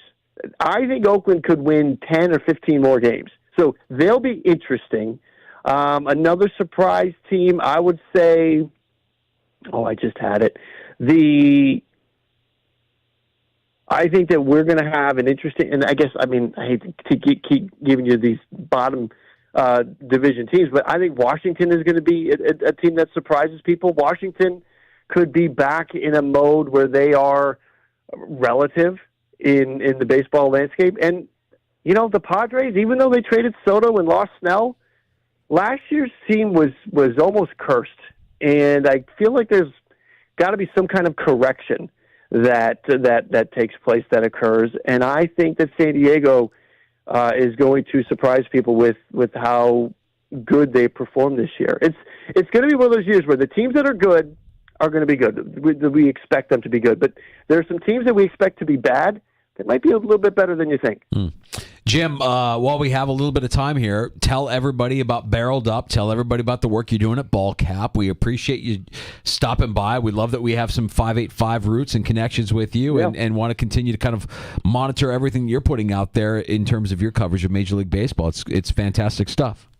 Yeah, no, I appreciate that, and I love coming on and talking baseball with you guys and spreading the word and getting more people excited about the upcoming season. That's what we're doing on the podcast. We are kind of shifting into, getting into spring training talk and season previews, and we're bringing guests in from around YouTube and other baseball avenues. So really good baseball conversations are happening over there, and on the YouTube channel, just cranking out, baseball content, talking about what's going on in real time, and again, getting everybody ready for the upcoming baseball season, which, spring training's here. Your social feeds are filled with pitchers and catchers reporting, players working out. It's a great time. Yeah. Here we are. Yeah, and Jim, I know your Jays lost out on Ohtani. I'm bummed out for you, but at least you have cup holders now in the 100 level. Oh, yeah. Right? Whose idea was it that needed to be, publicly broadcast out? That's one of those things that's like, we haven't done this yet. Let's just put them in there and hope nobody notices that they were never there in the first place. But no, we had to have a hype video on social media for effectively get cup holders 20 years after everybody else had cup holders. Well, we'll wait for the 20 years down the road when they're talking about how important it is to replace all the cup holders that get broken, because when we go to Highmark Stadium, you go down a row, you see maybe a cup holder that's made it through the years. So it's a great enhancement for the fan that's going to Rogers Center, and maybe they'll last a whole 10 to 15 years. We'll see. Yeah, well, that's almost sad in itself. But baseball stadiums already have cup holders that are falling apart, and the Blue Jays are just finally doing it. So I don't know. Yeah, but they're there. At least they got them now. Jim, enjoy your weekend, man. Thanks for the time, as always. Appreciate you stopping by DAAFC. Thanks, guys. You got it. Yeah. Jim Riley. Ball Cap Sports on YouTube and the Barreled Up Odyssey exclusive podcast. I feel like I have to give the Cliff Notes version there. Danger said DIAFC. Danger was once in a football league with Jim Riley. Danger is a football champ. We're still in a fantasy football league together. Oh, that was the one that I could not do. Yeah, you couldn't draft this year, so we kicked you to the curb, pal. Now you have to wait. Now you have to wait for your turn to get back in. Jim is fantastic. And a numbers guy, knows his stats, knows what he's talking about. Love that he's covering Major League Baseball the way that he is. He's got some 585 roots. We've spent time working together. He's just a great guy, and pulling for him to continue to grow that network he's got there at Ball Cap Sports on YouTube, and also the Barreled Up podcast on Odyssey. Breaking news from golf here. We have breaking news in the sports sports bar. What would I break news for? Ow! It really hit me. I didn't know it was coming back that far. Well, if your sports television weekend couldn't get any worse, here, Danger. Don't tell me. Tiger withdrew. God. Damn it! He's sick. He was walking, according to Brian Colzio, walking slow, look uncomfortable, but illness is the official reason. Josh why. Allen took him out for a late night. He just can't hang the way he used to, man. Dude, he can't walk. Can't run with the young pups anymore. Like Tiger, he looks like an old man out there. I hate it. You know, all we really have to look forward to now is what does Charlie look like out there? Is Charlie getting some swings? Can we get Charlie in the tee box? Let's see what Charlie looks like. Yeah, that stinks. Man, I was just seeing it earlier this afternoon. We saw him. I'm like, oh, Tiger's on the. Yeah, I was like, hey, he was even. Yes, maybe we can make the cut. Yeah, Tiger with Josh Allen earlier in the week, and now Tiger withdraws. Well, he made his appearance at his own tournament. I think that's probably all we could expect moving forward from Tiger Woods. We'll get to happy hour next in the sports bar. We're leading you up to hockey night in Rochester as the Amerks tonight host the Scranton Wilkes-Barre Penguins at 7 o'clock. Don Stevens will be by with the call, and we'll get you caught up on everything going on from today here in the sports bar with Danger and Battaglia. Your phone calls are always welcome. Pull up a stool at 585-866-4FAN, 866-4326. This hour of the sports bar brought to you by the Farmer's Dog. Fresh, human-grade dog food delivered right to your door. You're listening to the Sports Bar with Danger and Battaglia on 95.7 FM and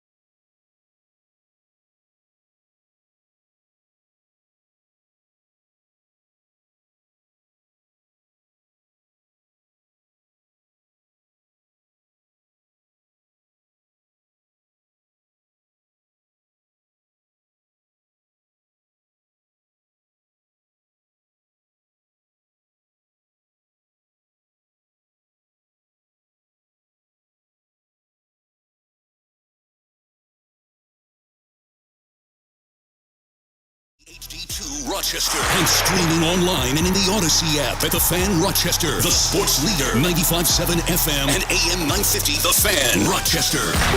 Always live on the free Odyssey app. The Fan Rochester Sports Update. It's hockey night tonight in Rochester. The Amerks hosting the Wilkes-Barre Scranton Penguins. Tyson Kozak talking about the opponents. They're a good group. I think they beat Toronto last game they played pretty handedly, so it's going to be a big test, and we're excited. Don Stevens, Andrew Moss, Brooks will have your call tonight here on the Fan Rochester beginning at 7 o'clock. Sabres coming off a loss to Florida. They're in Minnesota tomorrow. Some news today about next year's schedule. This courtesy of our friend Dennis Bernstein. The Sabres will open the season in Prague, taking on the Devils for 2 regular season games. RIT hockey home tonight and tomorrow, taking on Air Force. Out of golf, Tiger Woods. He's withdrawn from the Genesis Invitational. Woods withdrawing due to an illness. Gene Battaglia on the Sports Leader, 95.7 FM and AM 950, The Fan Rochester.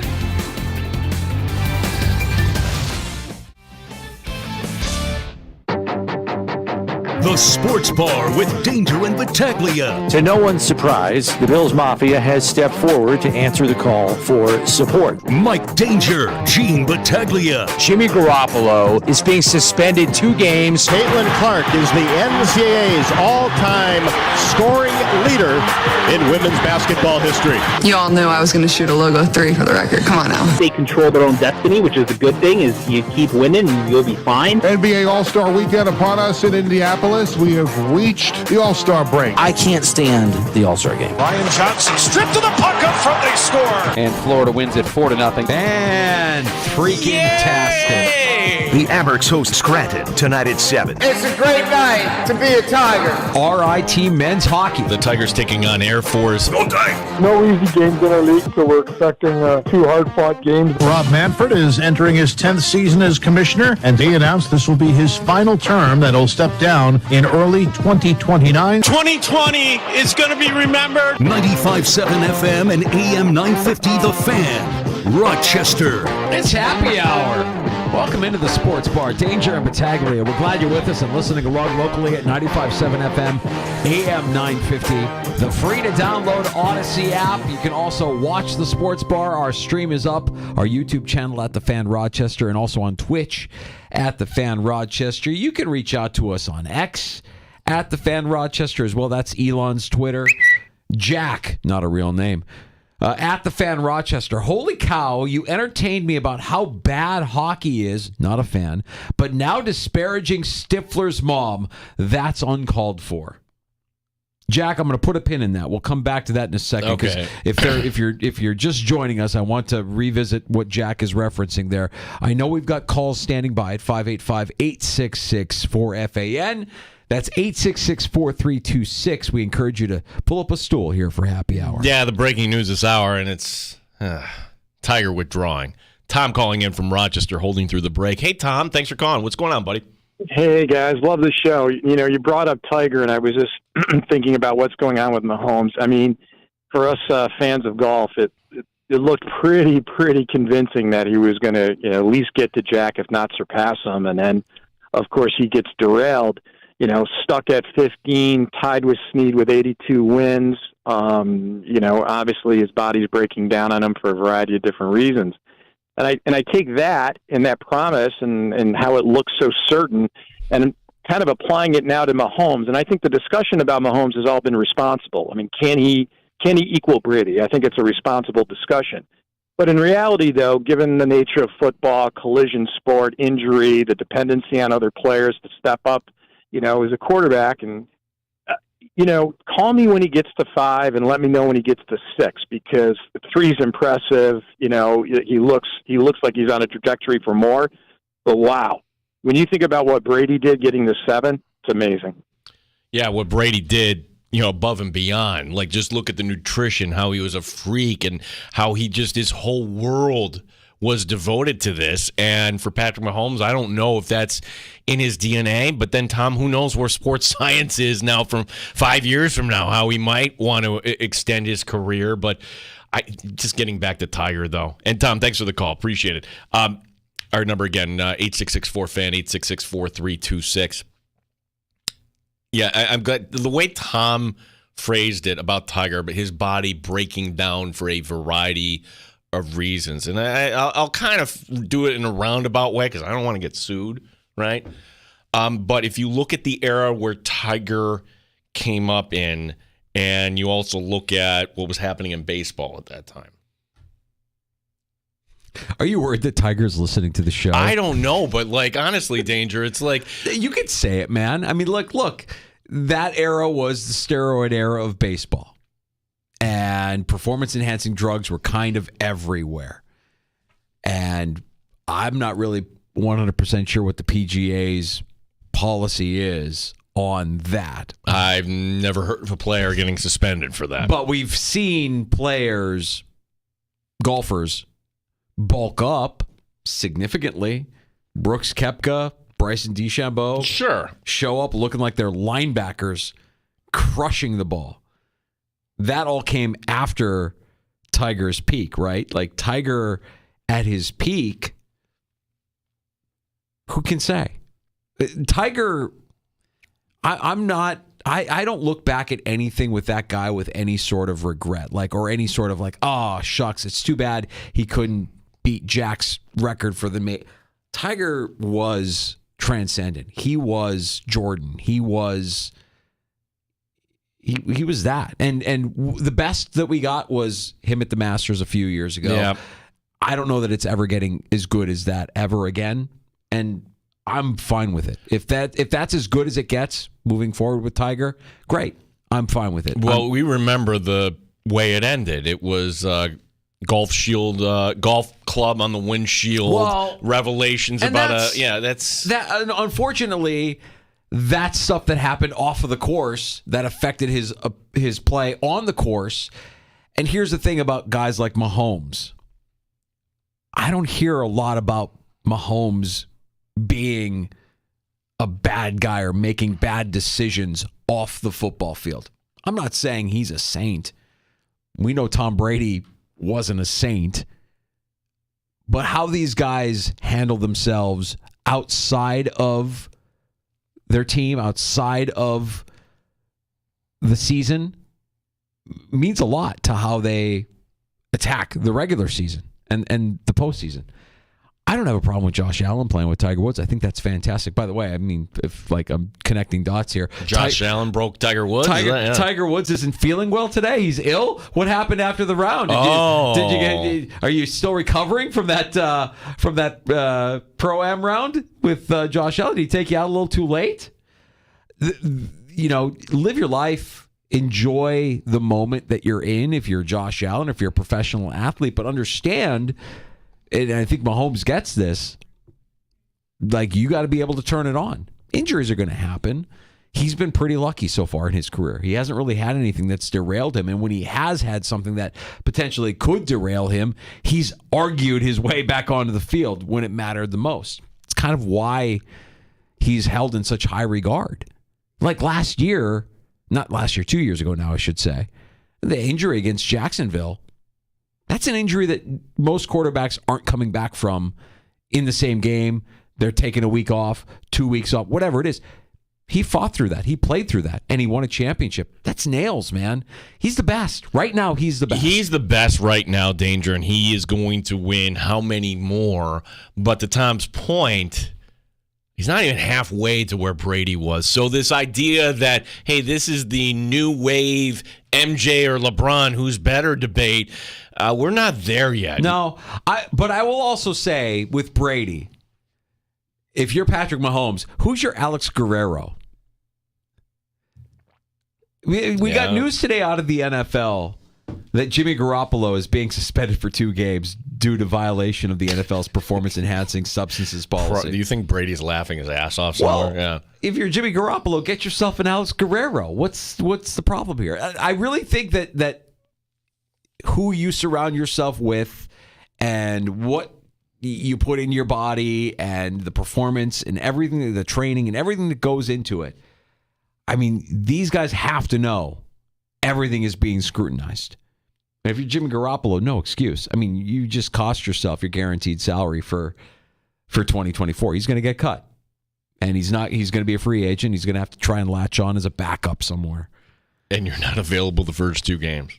And you're suspended the first 2 games. It's a tough look. I mean, Brady had his suspensions for this or that. I mean, all these guys are looking for an edge. They're all so ultra competitive. They're all looking for an edge. And I guarantee you, Tiger was that way. Tiger still is that way, still looking for an edge, still trying to figure out what he can do, how he can get out there, how he can compete at a high level. So to go back to your original point of Tiger peaking at the same time as Major League Baseball's steroid era, I wouldn't put it past any of them, man. They're all wired. They're all wired differently than we are. We have a moral compass. They don't. They just want to win, whatever the cost. It doesn't matter. We'll deal with the ramifications later, within reason. I mean, they're not going to destroy themselves, but Tiger's decisions off the course destroyed Tiger on the course. That's what's kind of tragic about Tiger is he would have broken all those records. I think he would have easily been viewed in a different lens, through a different lens. But, for as emotional as it was for you and I to watch Tiger win the Masters and to hug his kids and, I've got my wife chirping at me in the background. He's a jerk. Oh, yeah. People think he's a dirtbag. Never forgive him for that. Never. And he might be a dirtbag, but we love the excellence in his performance. Well, why do we cling to that, though? Like 2019, that's 5 years ago. His peak, 2009, that's 15 years ago. 16 years ago when Ellen hits him in the windshield there. Like, why are we still clinging to Tiger Woods? Like he's going to come back all of a sudden and win another one here. Because there's never been anybody like him, and nobody's even come close. Who? Brooks? Brooks has been nice. I mean, we locally will always remember Brooks doing what he did. Well, but he's kind of a jerk. You've got an array of talent on the tour right now. But we don't cling to anybody like that. You will never have a favorite ever again in the sport. That's it. Yeah. It was the way he dominated. I think that's the thing. Like, I don't know why football is different. Like, Patrick Mahomes hasn't been dominant, but his results have been dominant. Like, he's not the guy in the regular season that, he hasn't had a Brady season where they've gone undefeated like the Patriots did then, right? But, man, when you can't count that guy out. He's been dominant when you need him to be dominant. And I still think that the one blemish you could point to, the Bengals run to the Super Bowl, Mahomes was concussed, man. He wasn't himself the second half of that game. He was playing with his brain scrambled. He was not himself. I think that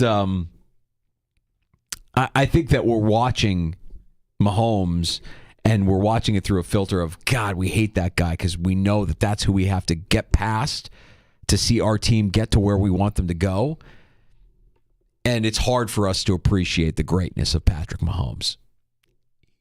I think he is going to be better than Brady when it's all said and done. No. I could see him winning 1-2 more, but unless he, like you mentioned, a Guerrero, who's going to be that guy? This is still the guy that puts ketchup on his steak. All right, this is great. And hey, you're in your upper 20s, approaching 30. Life is awesome. What I do like about Patrick Mahomes, and I know a lot of people, have their thoughts about his wife. He's grounded, though. Family. At least from the outside, it looks like that's kind of important. Yeah, I want to believe that, but we've seen professional athletes put up this facade, and it's not really that way. I want to believe that, and I want to believe that his wife is the yin to his yang, and that she keeps him centered and grounded. I want to believe all of that, but it's at the end of the day, these are professional athletes, and plenty of professional athletes have their transgressions. They are aliens. They are wired differently. That's right. They're all wired differently. I don't want to take for granted what we're watching. If they three-peat, we won't be happy about it because it'll be at the expense of the Bills. But if they three-peat, something that's never been done in the Super Bowl era, will that be enough for us to be like, wow, this is really special? This guy is the Tiger Woods of the NFL. This guy is the Michael Jordan. No, we just lived through that. Like, we lived through that in the drought era. We never were like, wow, Tom Brady's really special. Wow, Bill Belichick is the greatest coach of all time. Wow, I love the Patriots. Wow. They never three-peated, though. Correct. The three-peat is the thing that you hear everybody talking about it, and they're talking about it, and they're already kind of telegraphing what their goal is for. They want the three-peat. The thing that happened this week at the parade kind of leaves it incomplete, does it not? Like, you're supposed to be going home or going out afterward and partying even more, and yet that happens. Like, to me, that, oh my gosh, next season begins right now for this team. Oh, they've got all the motivation they need now. I mean, for what that's worth, we all thought, oh, well, the Bills will be motivated. DeMar Hamlin died on the field. They're going to play for that guy. That's going to be a rallying cry. It was, to a point. I mean, they won against New England the following week, and that was an emotional way that they won with the Nyheim Hines return touchdowns. But, is that the kind of thing that galvanizes a team, that unifies a locker room? And there's so much that is going to happen between now and week one that it's hard to say. A lot of the players that are there at the parade on Wednesday aren't going to be there week one with Kansas City. But if you have Mahomes, I said it on Monday when we were kind of looking back on the game on Sunday. Who's beating them? Who in the AFC is beating them? Who in the NFC is beating them? It's almost demoralizing. I don't want to say that it's you should just forget about next season. We'll all have a different level of hope and optimism going into next season. Every fan base does. But let's not forget, that coaching staff is remarkable. That quarterback is remarkable. And I think everybody else is playing for second in 2024. Can we go back to the take that you put a pin in, Jack? Because I figure, look, okay, here was my take, and Jack explained to me how this is offensive, right? Great actors and actresses should play a wide variety of characters. That's what you want to be known for. The late Philip Seymour Hoffman. That's kind of like a gold standard here in our town. Go revisit Along Came Polly. And when you watch that movie, you can see how funny that guy is. I mean, he played a lot of great characters in dramatic roles and, award-winning performances. But I love his role in Along Came Polly. He was so funny in that movie. He was in Moneyball. He's done a lot of different things. Fantastic. Okay. Now, the opposite end, I present to you Jennifer Coolidge, who plays one note and one character, and it's all the same there. Stifler's mom, or the beauty esthetician in that movie there. Legally Blonde. Or now, same sort of ditzy character you hear in all these ads. So what's offensive about that? I think Jack was offended by what I was saying, which is basically, hey, Coolidge, cut the S. We're tired of the act. You know what she needs? She needs a good, dramatic role. She needs a role that nobody sees coming. A role that nobody sees her playing, but she goes in and she nails it, and then she gets nominated for an Academy Award. That's what she needs. And who's going to offer that? Well, I don't know. Yeah, I don't know. But that's what, like, if you want us here in the sport, we're critical, man. If you want us to tell you to not cut the. I'm just tired of it. I'm tired of. I've got asparagus sorbet. No, this is my cantaloupe. What do you do? Protect yourself from yourself. Oh. If you're a woman, do you watch that? Are you offended? You should be. Oh, it's 3 a.m. Yes, I'm wearing pajamas. Okay, that's great.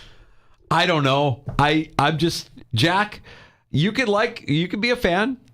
She was great as Stifler's mom. Great. I loved her in Best in Show. I thought Best in Show, she was fantastic playing the caricature of Anna Nicole Smith. Fantastic.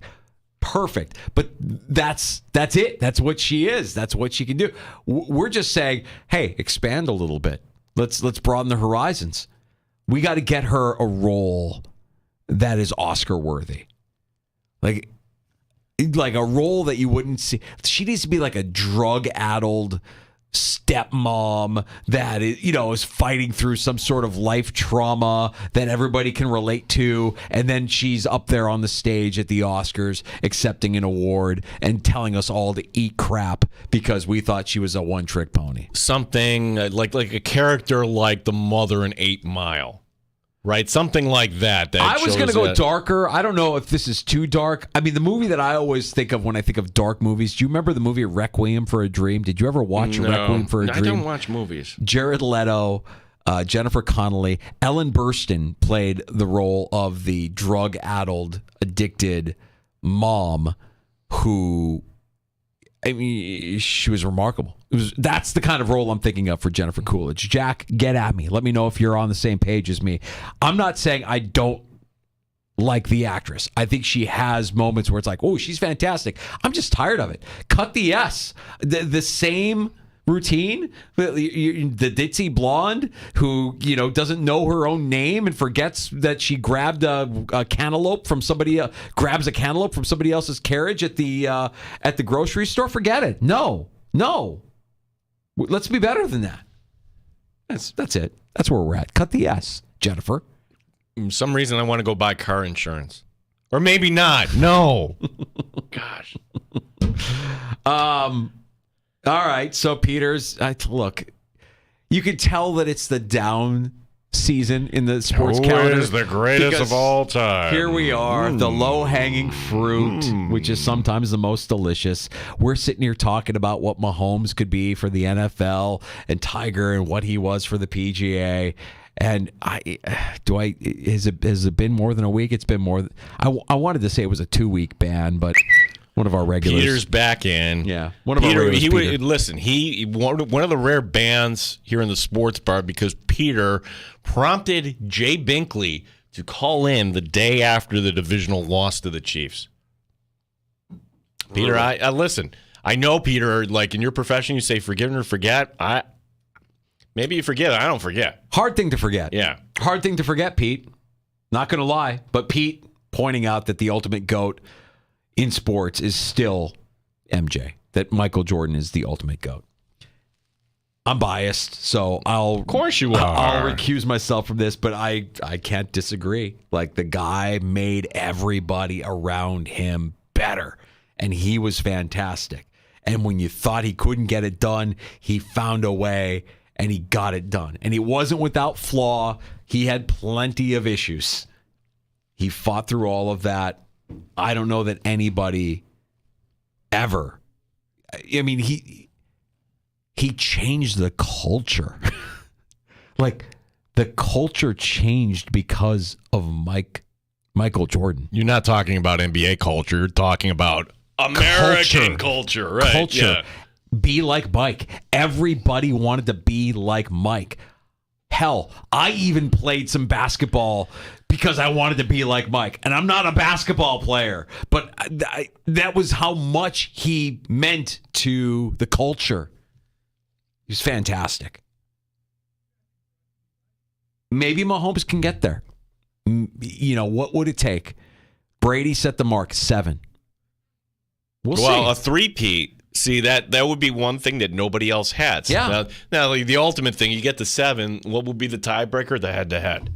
And we thought about that when they met in 2021. Like, well, wait a second. Like, you have Brady and Mahomes. And Brady flicked him off like a bug. Correct. Just completely. Yeah. And again, that was a weird season, right? That was the pandemic season. Yeah. But, yeah, Brady for that season was Brady. He was fantastic. The championship parade is still the image I have. Brady just getting absolutely smashed. Like, he can't even walk at the end. He has to be completely smashed. Like, somebody slipped him a strawberry and he completely threw his body out of whack. See, like, what would be his tolerance, though? Can't be all that great. No, I don't think so. Although we hear stories from early in his career, pre-Guerrero, where Brady would throw down like anybody. And you have the legendary story here of the dinosaur where he funneled a beer there. That's right. Shotgunned a beer. That's right. Let's get to a round of shots. We'll take a break here in the sports bar. Yeah, so stories that we have. Look, it's we'll do our best finding you things here in the sports calendar here, but we'll tell you the Sabres, they're not opening at home. In fact, they're not opening on this continent next year. Yeah, we have some Sabre news about next year where they open up. Oh boy, if you are a fan of embarrassment for Rob Manfred, this Oakland, Vegas, A's thing, it's taking another turn here today. We'll get you updated on that. And we didn't have much action last night in the NBA, but we had one coach who was very livid at his team. It's one of the teams that I know you like to make fun of. Yeah. And we're going to talk some Rob Manfred. Hey, Rob, if you want the youth and the blackouts, dumbass. Hey, Dan. And the blackouts, dumbass. 2020 is going to be remembered.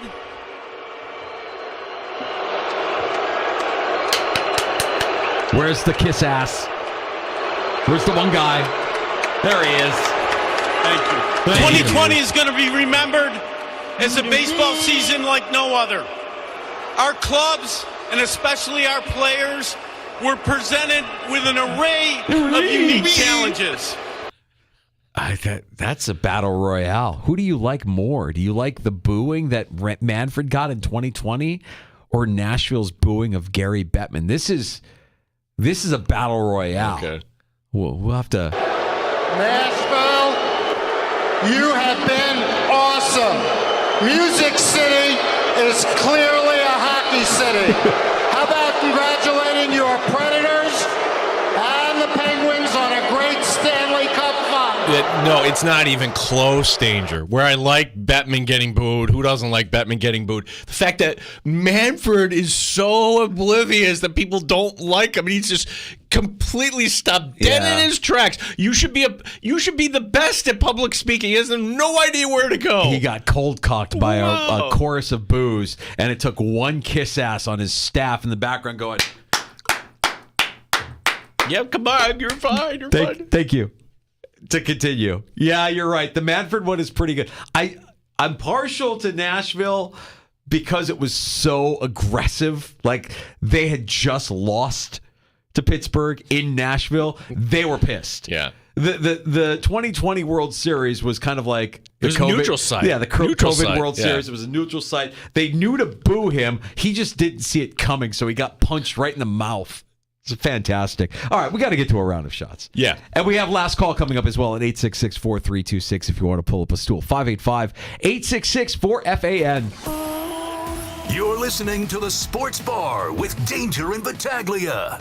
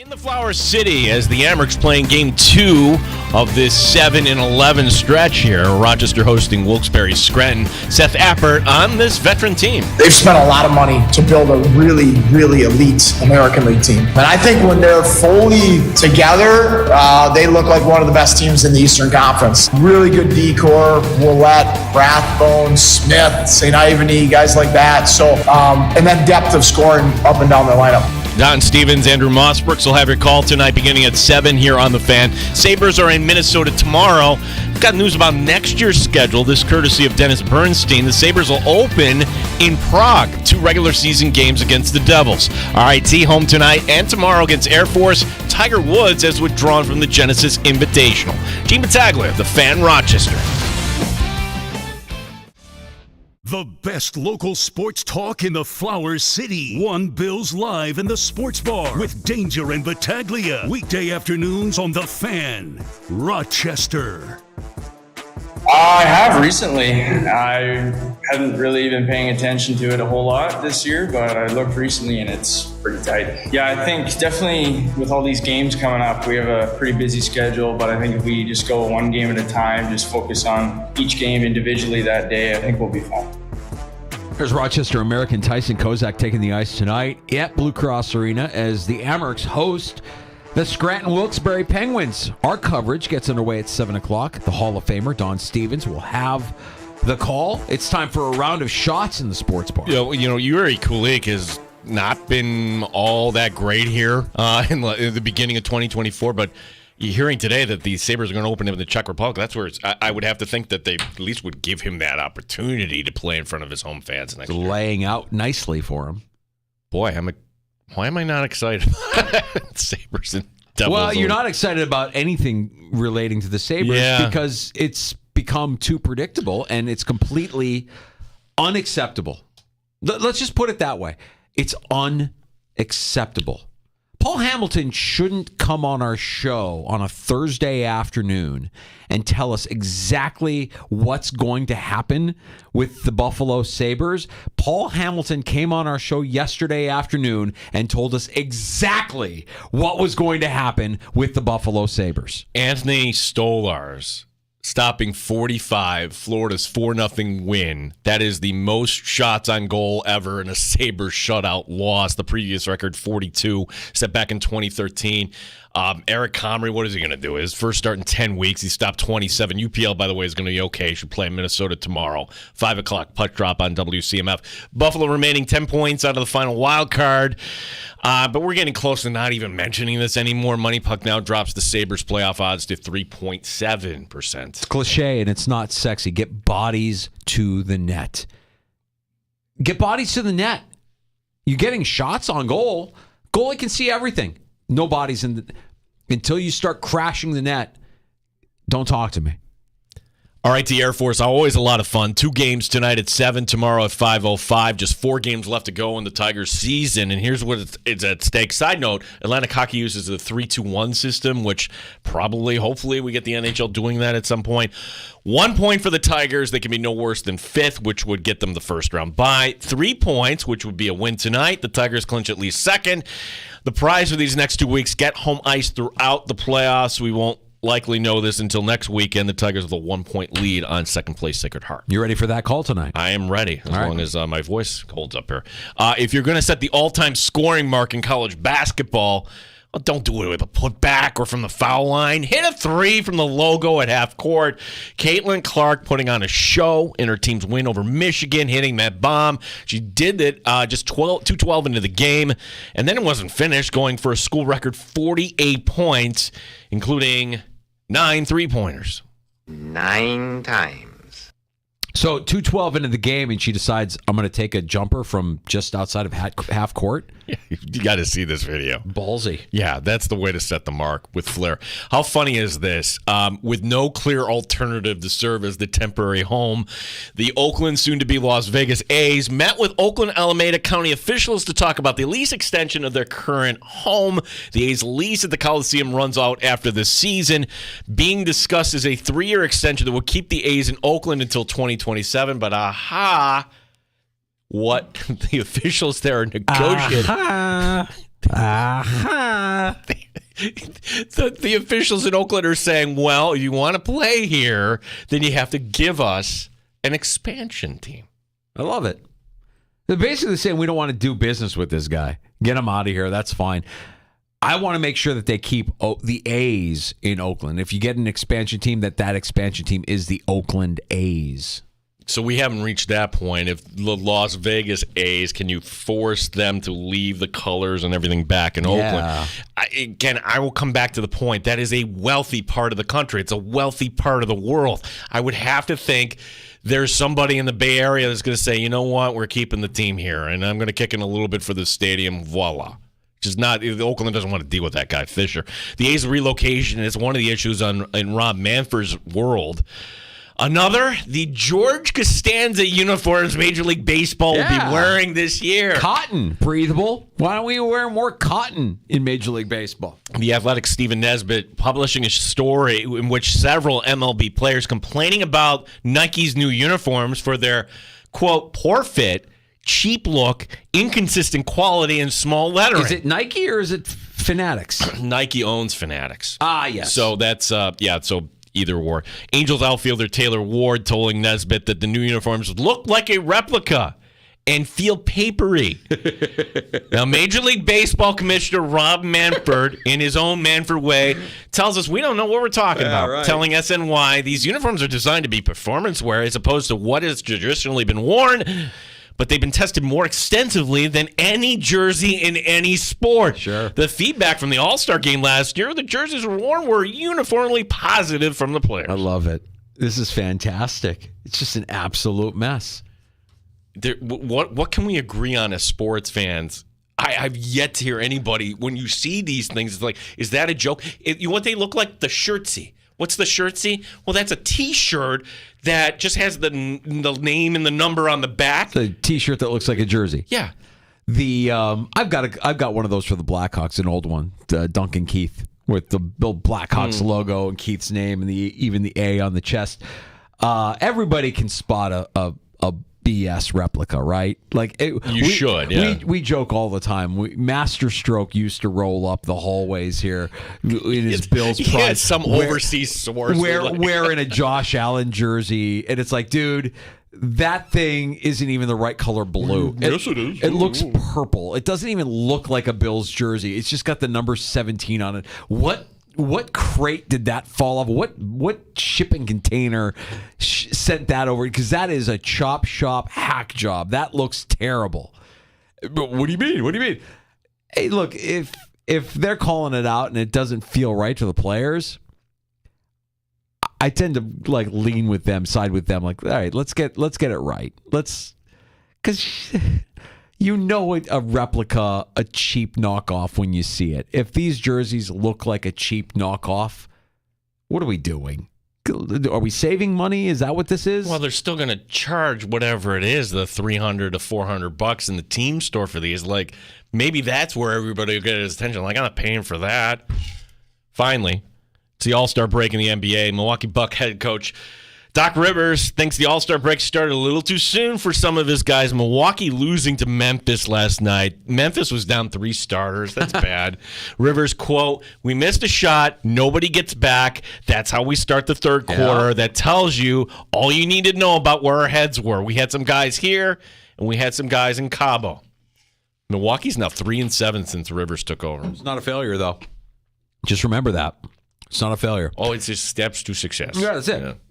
You lose to a team that you're supposed to beat right before the All-Star break. I mean, you lose to Memphis, down 3 starters. It's not a failure.